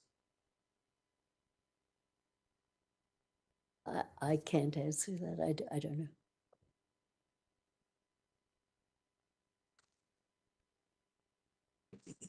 I want to talk about the interview that you had with her, the forensic interview that took place over a period of 3 days in November. Okay, I'm going to play some clips of those interviews with you.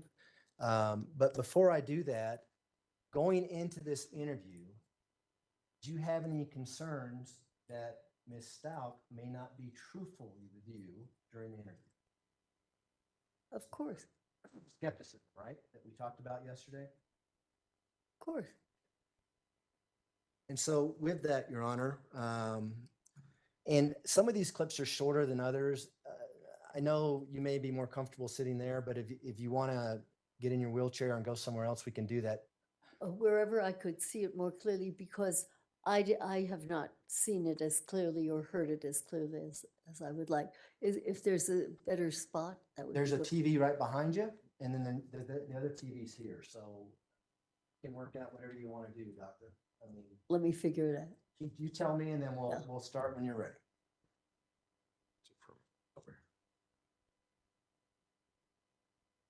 We're gonna go. I wonder, can we move this back a little and can we see, can I hear this clearly? You're gonna be able to, you're gonna be able to hear it clearly. We could also get you in a wheelchair and put you I- right here, so that would be easier. Well, why don't we try it? If it isn't clear, we can pause and go. and- Yeah, let's. Yeah. Well, here's the deal, Doctor. I'm going to ask you some questions after the clips, okay? And so this one's, I think, only about 5 minutes long. I'm going to try it from sitting there and see how it works out, and then we can go to plan B if we have to. Well, yeah, we certainly could. What I would like to do is grab a pad or something so that if something strikes me that I see, I can jot it down and recall it. No problem. And I can Do just we have a wait, pad or Mr. something? Khalid, Yeah. while you're, when you come back. It's okay. When you come back, if you hit both of the green buttons so the perimeter lights are out, it may help her see a little bit better. Okay.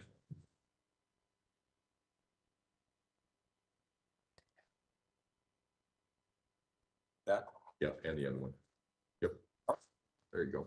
And so for the record, we're going to start with People's Exhibit 729, which is an interview that took place on November 15th, 2022 in the morning time. And before we hit play, Doctor, we have a freeze frame here of the video. Obviously, Of the what? it's just the video is paused so we Yeah. can see the image. Do you see Ms. Stauch there in the center of the video? Yes, Who are the other two people behind her? I see Caitlin and I see the foot. I assume it is of Josh. Is that, I'm not sure. Is it? That's Mr. Tolini? Yes. Now, are you seated where Ms. Stauch is looking right now? I think that you can see, I'm not positive, I think those are probably my papers, and so I would have been seated across from her, looking at her and where they could have been in my peripheral vision. So we're going to start the video at 11 minutes and 5 seconds, and we're going to stop it at 15 minutes and 41 seconds. Can I try to fix this seat so that I can see what's going on? It doesn't move. You'd have to adjust your, I'm just trying to turn it. oh, okay. It will turn all the way around there. What you call your name? Well, I don't necessarily recall them names, but like, I'll like stay when you talk to, Like, what do you call it? So I can call it, say. no, I mean, for example, Mr. Meeting or Chuck. I don't know, Josh. You go, yeah. Do all of you? Yeah. Yeah. Yeah, we're sometimes, like Maria will call them Bendigo. And then the bed. No, like Maria sometimes calls them Bendigo. She is called B-A-D-E-J. Like that would be like, it's like Spanish for asshole, but like, that's all she gets mad at. But they always asshole. Yeah. Is it really? I mean, he's not really an asshole, but. No, I see. Yeah, as far as, no, no, it's, But, I don't know Spanish, well, she does, but no, well, only, yeah, the basic, but if you follow them, she knows Spanish. Who knows? Maria does. Maria knows French. Yeah. That's in any other language. No, I know that my friend said she's taught Russian to her. I don't, And you're not aware of any Russian kind of aspect of you. I know I've been to like a lot of countries and ended up there and I've had to adapt to them and I know that I'm able to talk to people there. More certainly, I sort of live what they're telling me. I'm big John, yeah. I've been to all the islands, all the Caribbean islands. Yeah. And I've been to Dubai. So I need to sit back further and just, it's too hard to see her from here. Can we move perhaps I can just move the wheelchair over there and look Sure. up here. I can help Okay. you out. We paused it at 1311.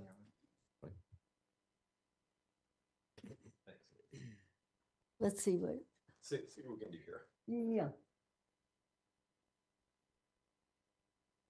And if we just move that around there, maybe, Yeah, let's see what we can do. yeah, okay.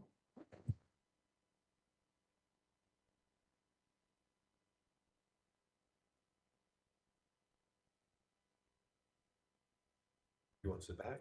Let me see if I can see and hear, this looks a whole lot better. That looks better. Yeah, let's see. Okay.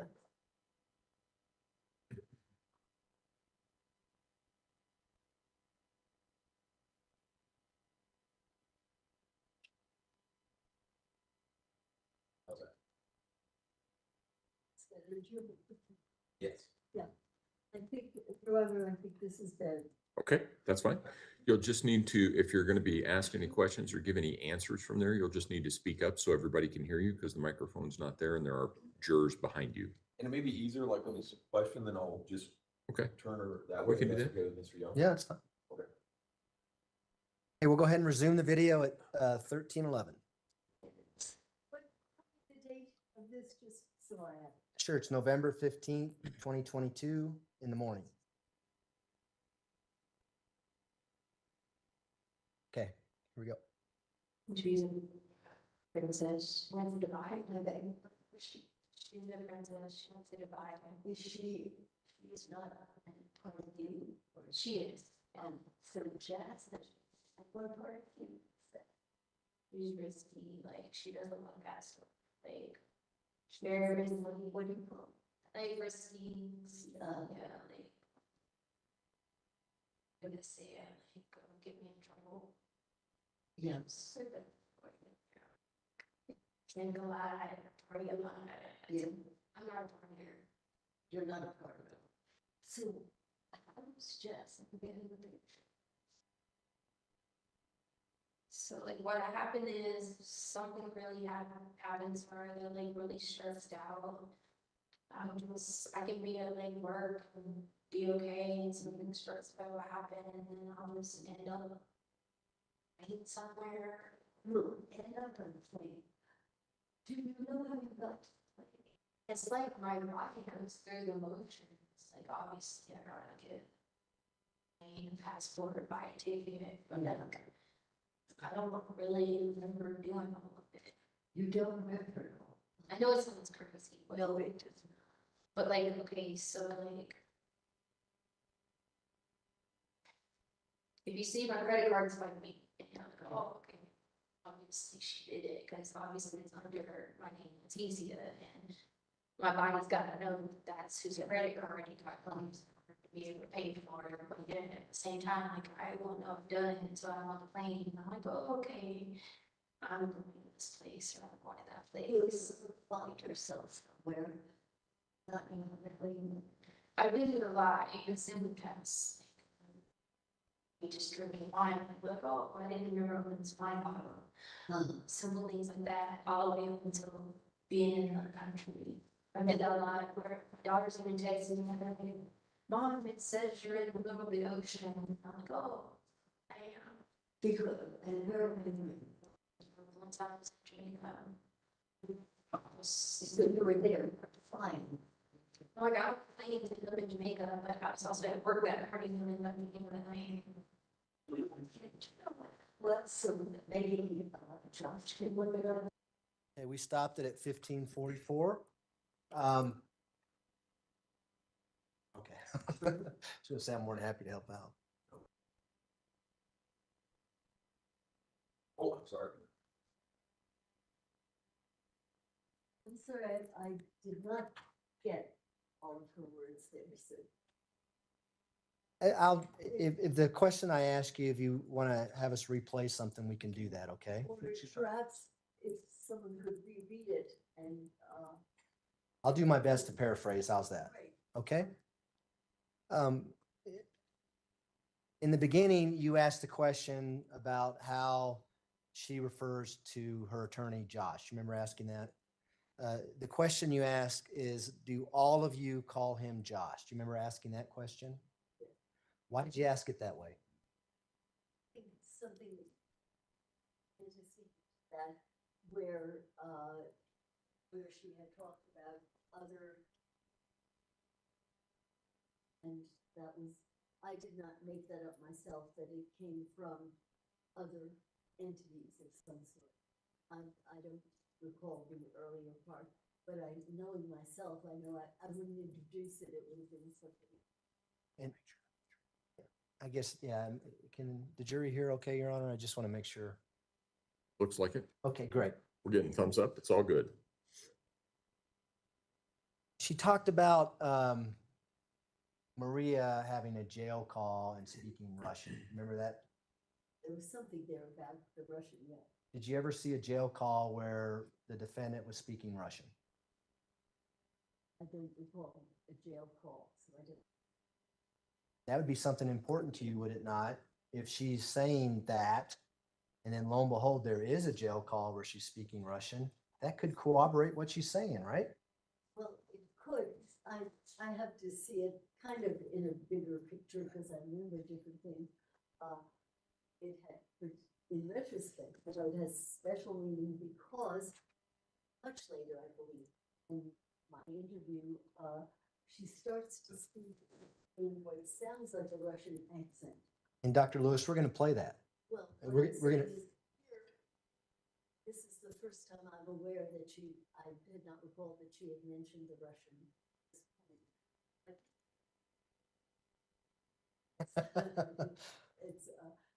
It's some kind of entity that sounds like. And we'll talk about that more when we get that portion of the video. We're gonna play that portion where she's speaking in an accent. Okay? And one other issue here was, and that puzzled me, but I didn't pause there, was when she said part of her, I thought it might have been Maria, spoke Spanish. And so I kind of cocked my ear from my lessons. I too did anybody speak Spanish? I don't know whether any speak it or whether this is part of it is that sounds.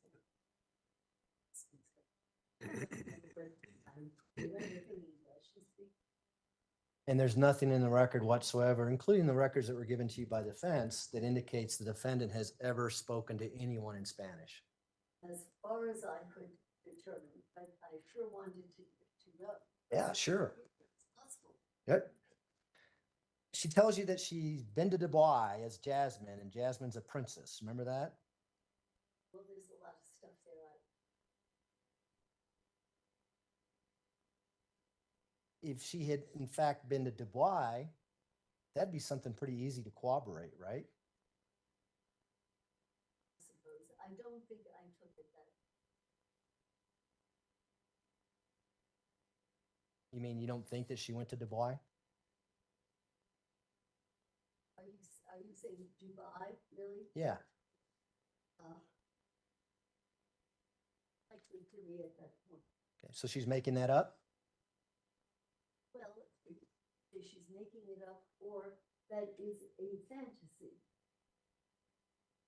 Like Maria agrees and they're very real, and we think we've been there, that at that time when she had been to Dubai, she has a whole history of going to all sorts of different, but she has gone to some of which. Here,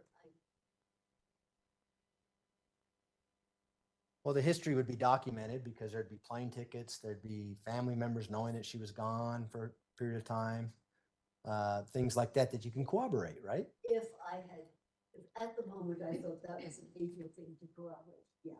I think that it was testimony.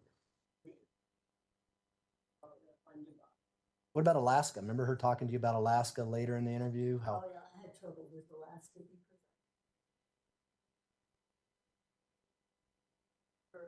you know what? husband went there, and I think she had gone there. I meant to say Australia. I'm sorry. I think You had the same thing I did. we're having the same problem. She never said she went to Alaska. She said Australia, right? She did say Alaska. Oh, she did? Sir, she said, Okay. not only that, your head is spinning when you some of this stuff. But later on, I'm pretty sure that she had a husband who was stationed in Alaska. So I was a real suffering. And Alaska, and I was it. I think in my notes I had down that. I think there's really Alaska.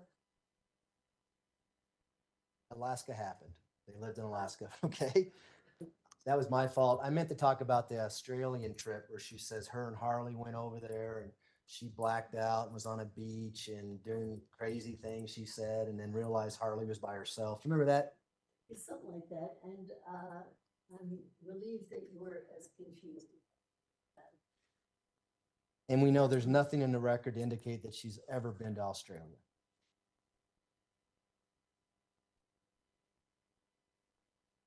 She also tells you in this clip that she changes personas when she's stressed out. Remember that?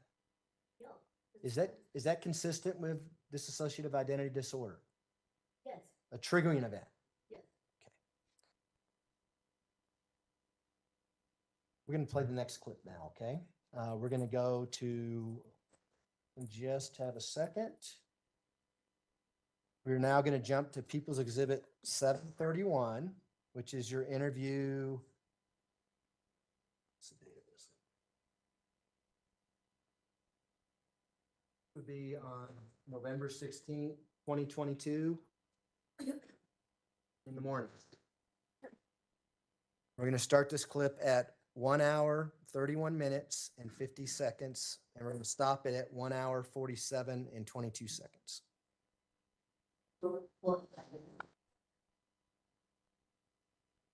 No, that's for the record, doctor, just so the record indicates what we're playing.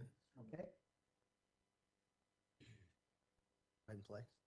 They're being projected as some monster, and like you don't know, and you're like looking around and like this is not me. I do these things, and I don't. You know what I'm saying? This made this roll out. Is it possible that you did stay?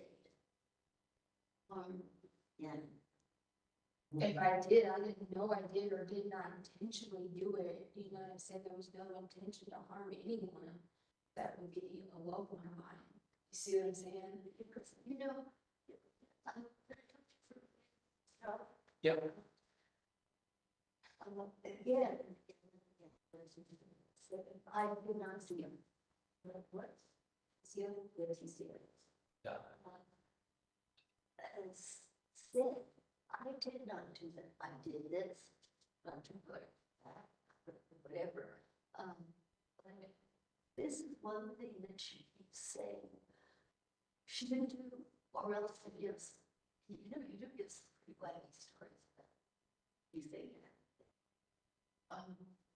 There is a possibility. It's not clear then. What? Do you think that's possible? oh, I said that from the beginning, but I was all over the place because I really same job. Is it possible we do that when we're on state? When I was in a what state? State in one of these states where we never involved. Oh, yeah, I've said that definitely. I know that, but I was not an intention to hurt Gannon. Like, it was never, like, no, absolutely not. I love Gannon. I took care of these kids since they were 5 and 2. I've had these kids from coast to coast, country to country. Like, that's not, what do I gain out of hurting a child? Absolutely nothing. Like, I lose everything in my entire life. And not only is it about me being hurt, but other people around me.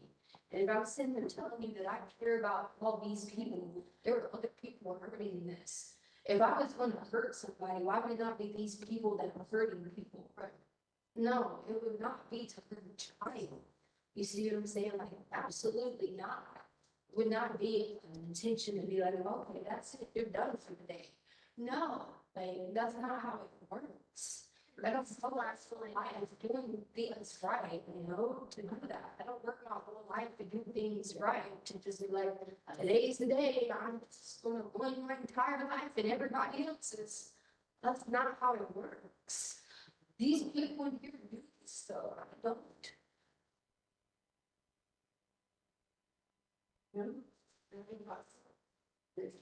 Just not what I mean, you don't take somebody out to go shopping, to do this, do that. You don't go buy somebody Valentine's candy to knock them off the planet.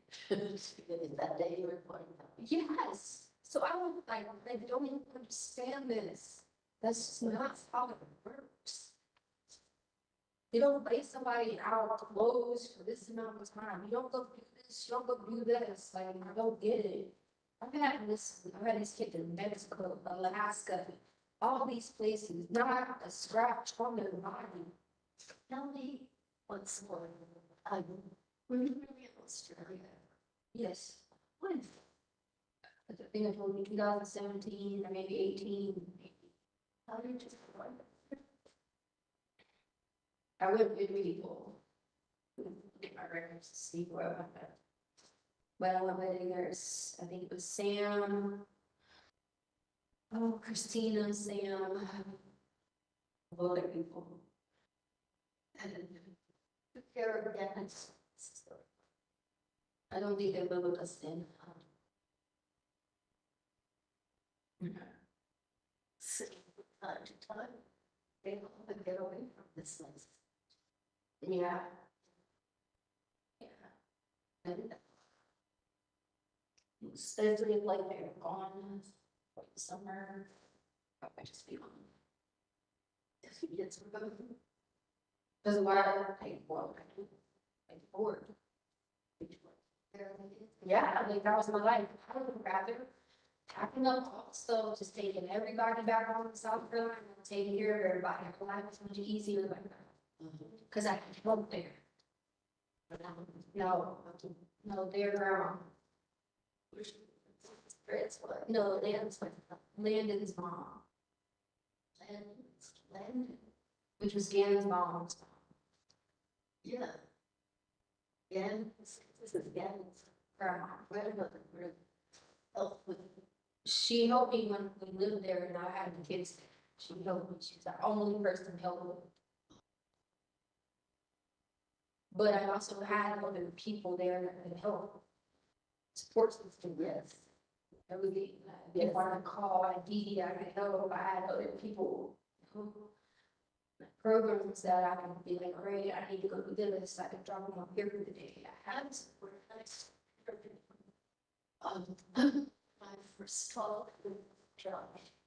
I asked him what and yeah, he's well, by the way, what you would say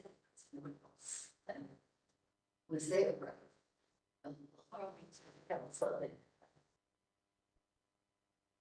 and he said that he left a list, gave a list of 12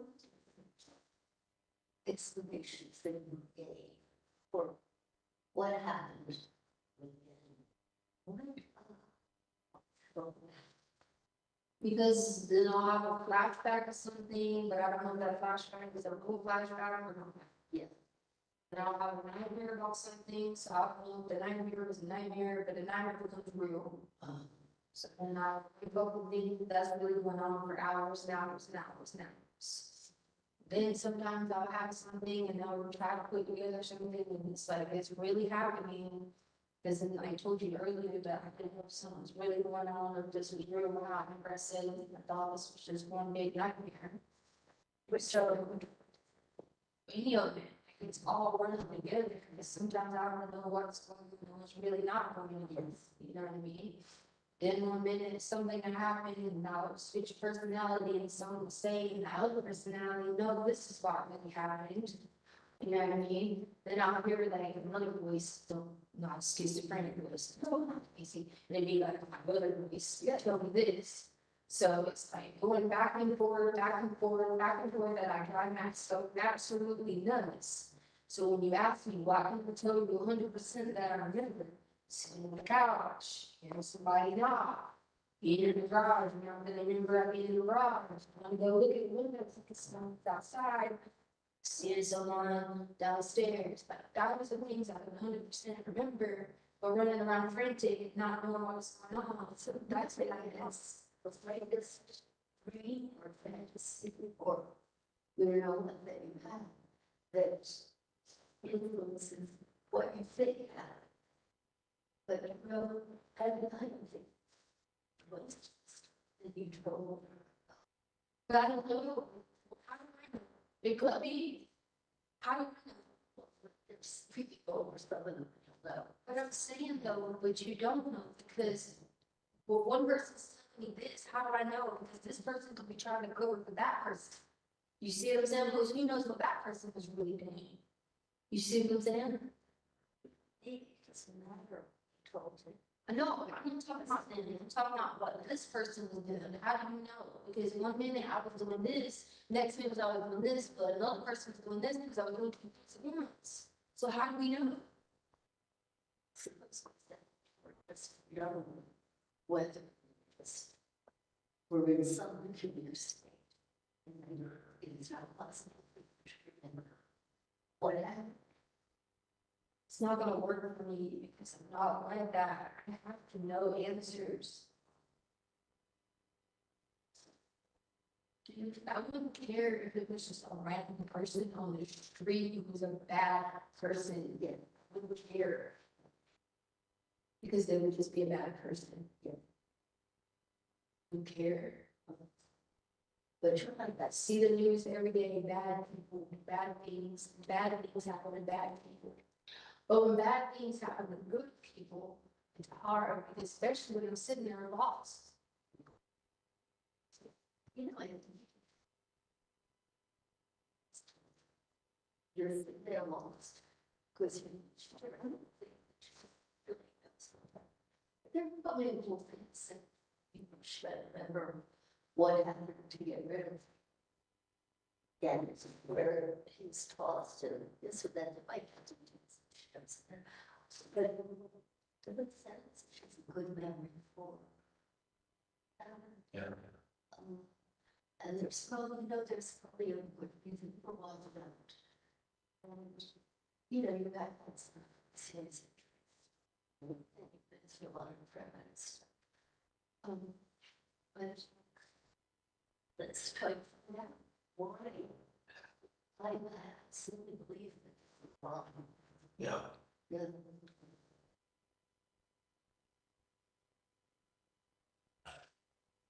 With some crime.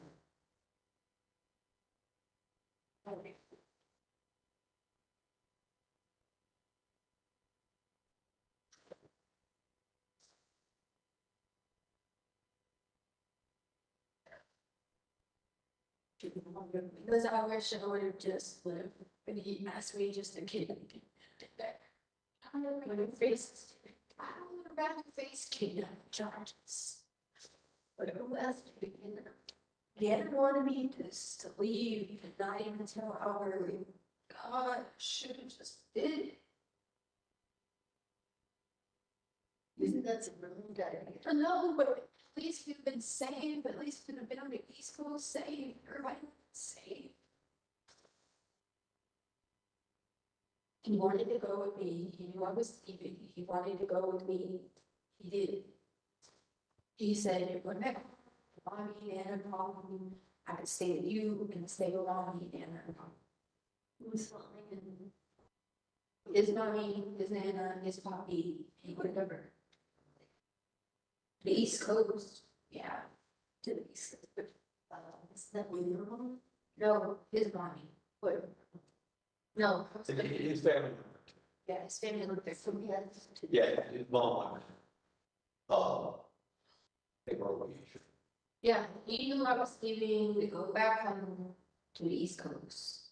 And he was like, just take me with you. And I said, son, it cannot. It's kidnapping.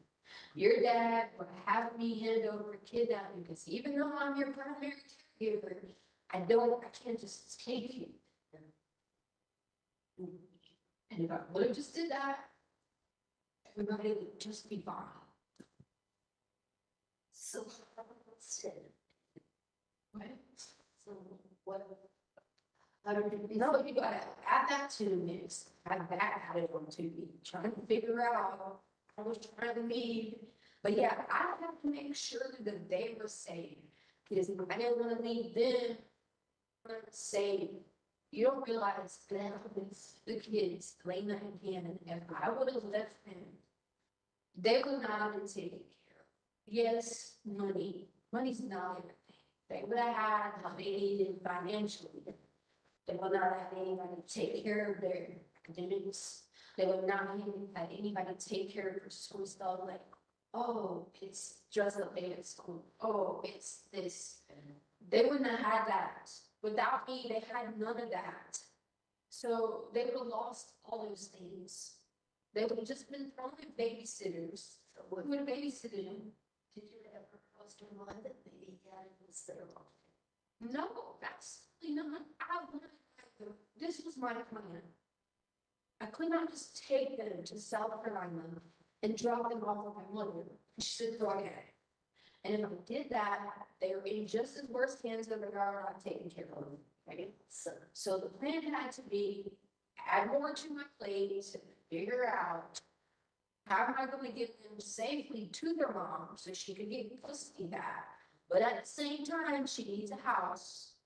And in order to get custody back, the woman can get custody back if I help her because I'm the one that reason we got custody was because of me. So I can help get custody back to her. How am I going to do this? Do it correctly. Make sure she has a home. Gannon doesn't need to die. What are you talking about? Gannon dying has nothing to do with that. I didn't come up with any idea of Gannon dying. My point is getting him safely to his mother. I would have been the plan. I could not get him that day. I told him Wednesday I would have worked out then with her, but talking to her, getting her a home, I can't just go buy her a home. That's not simple. You see what I'm saying? She's a drug addict. Drug addicts don't listen. They repeat the same cycle over and over and over. So I didn't lose the battle. Should have just took them with me, started the school cross country, and then just been like, oh well, one of y'all need to figure it out how to become a better parent. That's what I should have did. Love that day. That's what I should have did. Okay, we started at 1:47:17. Thanks, Mr. Toomey. Absolutely.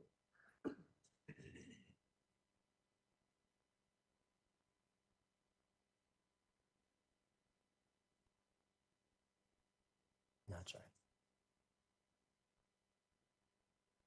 So I'm going to ask you a few questions about this clip we just saw. And I want to kind of start where we left off, where she's talking about kidnapping and Gannon wanting to go to South Carolina. You remember that?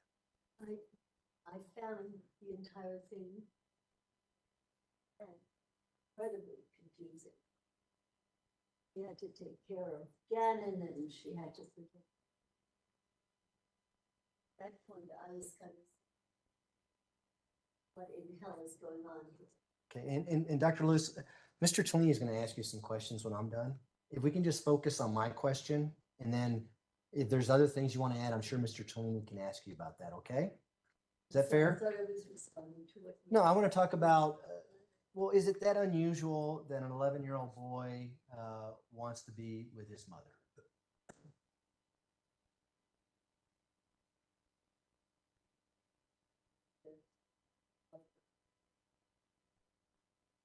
And you think that might have an impact on his stepmother, Miss Stauch? The fact that Gannon wanted to be with his real mom? I don't think that this demonstrated that.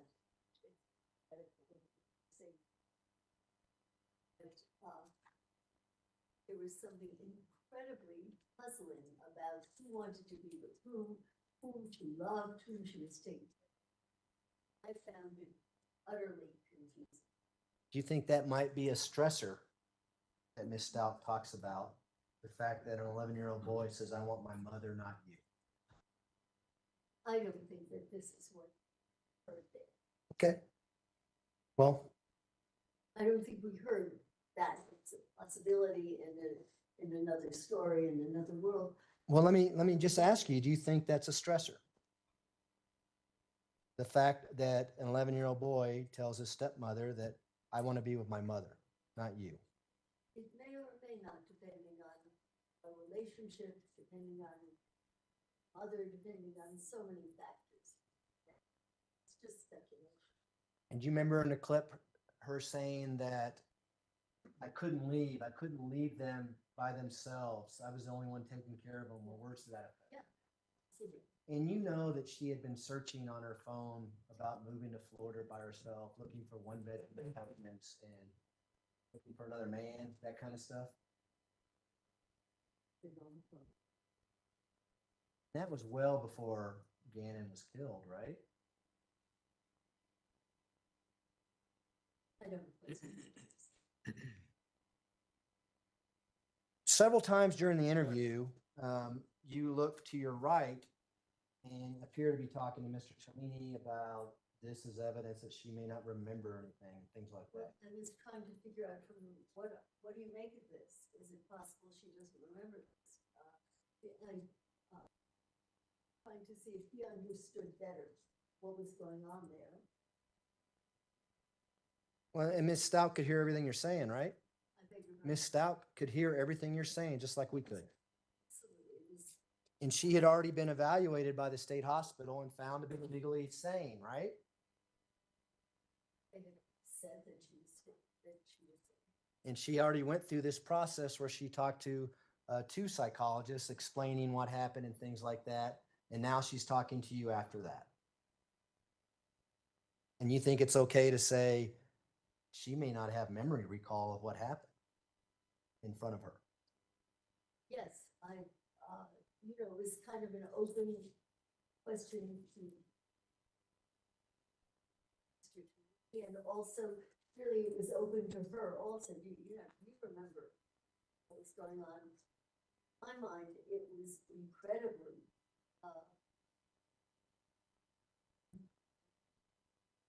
wasn't clear that she was making complete sense. And a couple times in this clip, you asked her what we refer to as a leading question. In other words, you said, do you think it's possible that you were in a peculiar state at the time of this? Remember asking those questions? I think it's dangerous to plant those types of words into a defendant's mind when you're doing a forensic interview. Well, I think that if this has not come up previously and it has not been part of the common knowledge that she did go into these kind of, it was sort of broken. What do you think was happening when we were thinking these things? It did not make sense. And what was making things so confusing? Okay. And was evidence, questions, other data that she did seem to be. Prior to this was the rush.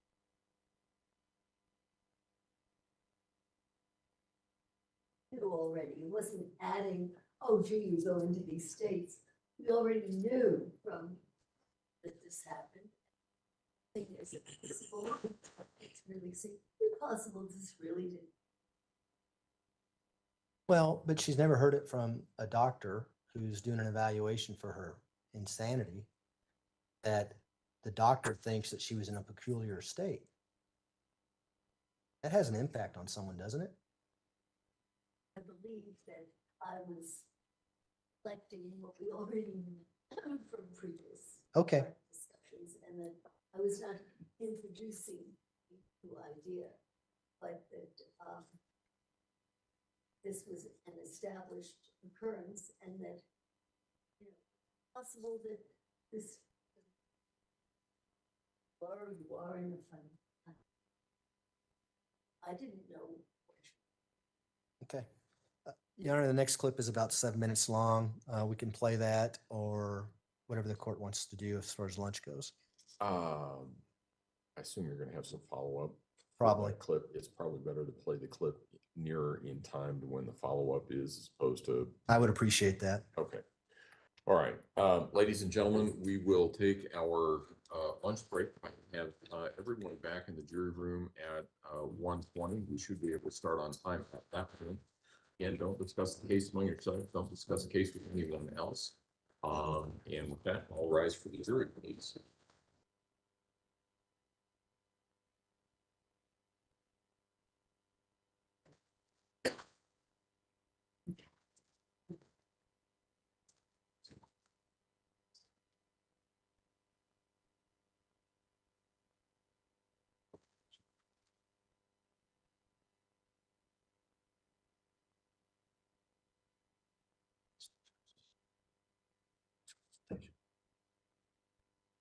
Thank you. May all be seated. Record should reflect the jury has left the courtroom.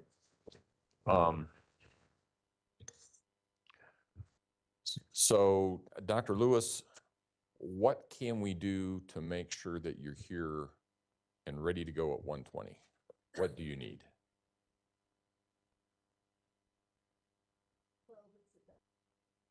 Right. Okay. Well, the reason I asked that question is because you were supposed to be here yesterday at 9, weren't. We're supposed to be here yesterday at 1 o'clock, weren't. We're supposed to be here this morning at 9 o'clock and weren't. So we need to start, we need to have everybody, whatever it is that needs to be done in such a fashion so that we're here ready to start at 1:20. Is there anything that I can do to help make sure that that happens? I will make an effort to. Okay. The attorneys, Your Honor, I did call last night at 4. I understand that. Thank you. Okay. That's why there was a difficulty, because I thought maybe I didn't want to be late for you. Right. Make it in the afternoon or tomorrow, because I was quite ill. Feeling better now? Are you feeling better now? Right now? Good. Okay. All right. All right. Well, we will hope that that will continue. Do whatever it is that you need to do. Communicate with Mr. Tellini and Mr. Cook in whatever fashion that you need to communicate so that we will have everybody here in place, ready to go at 1:20 because the jury's waiting. Everybody's waiting on that. In addition, counsel approach, please.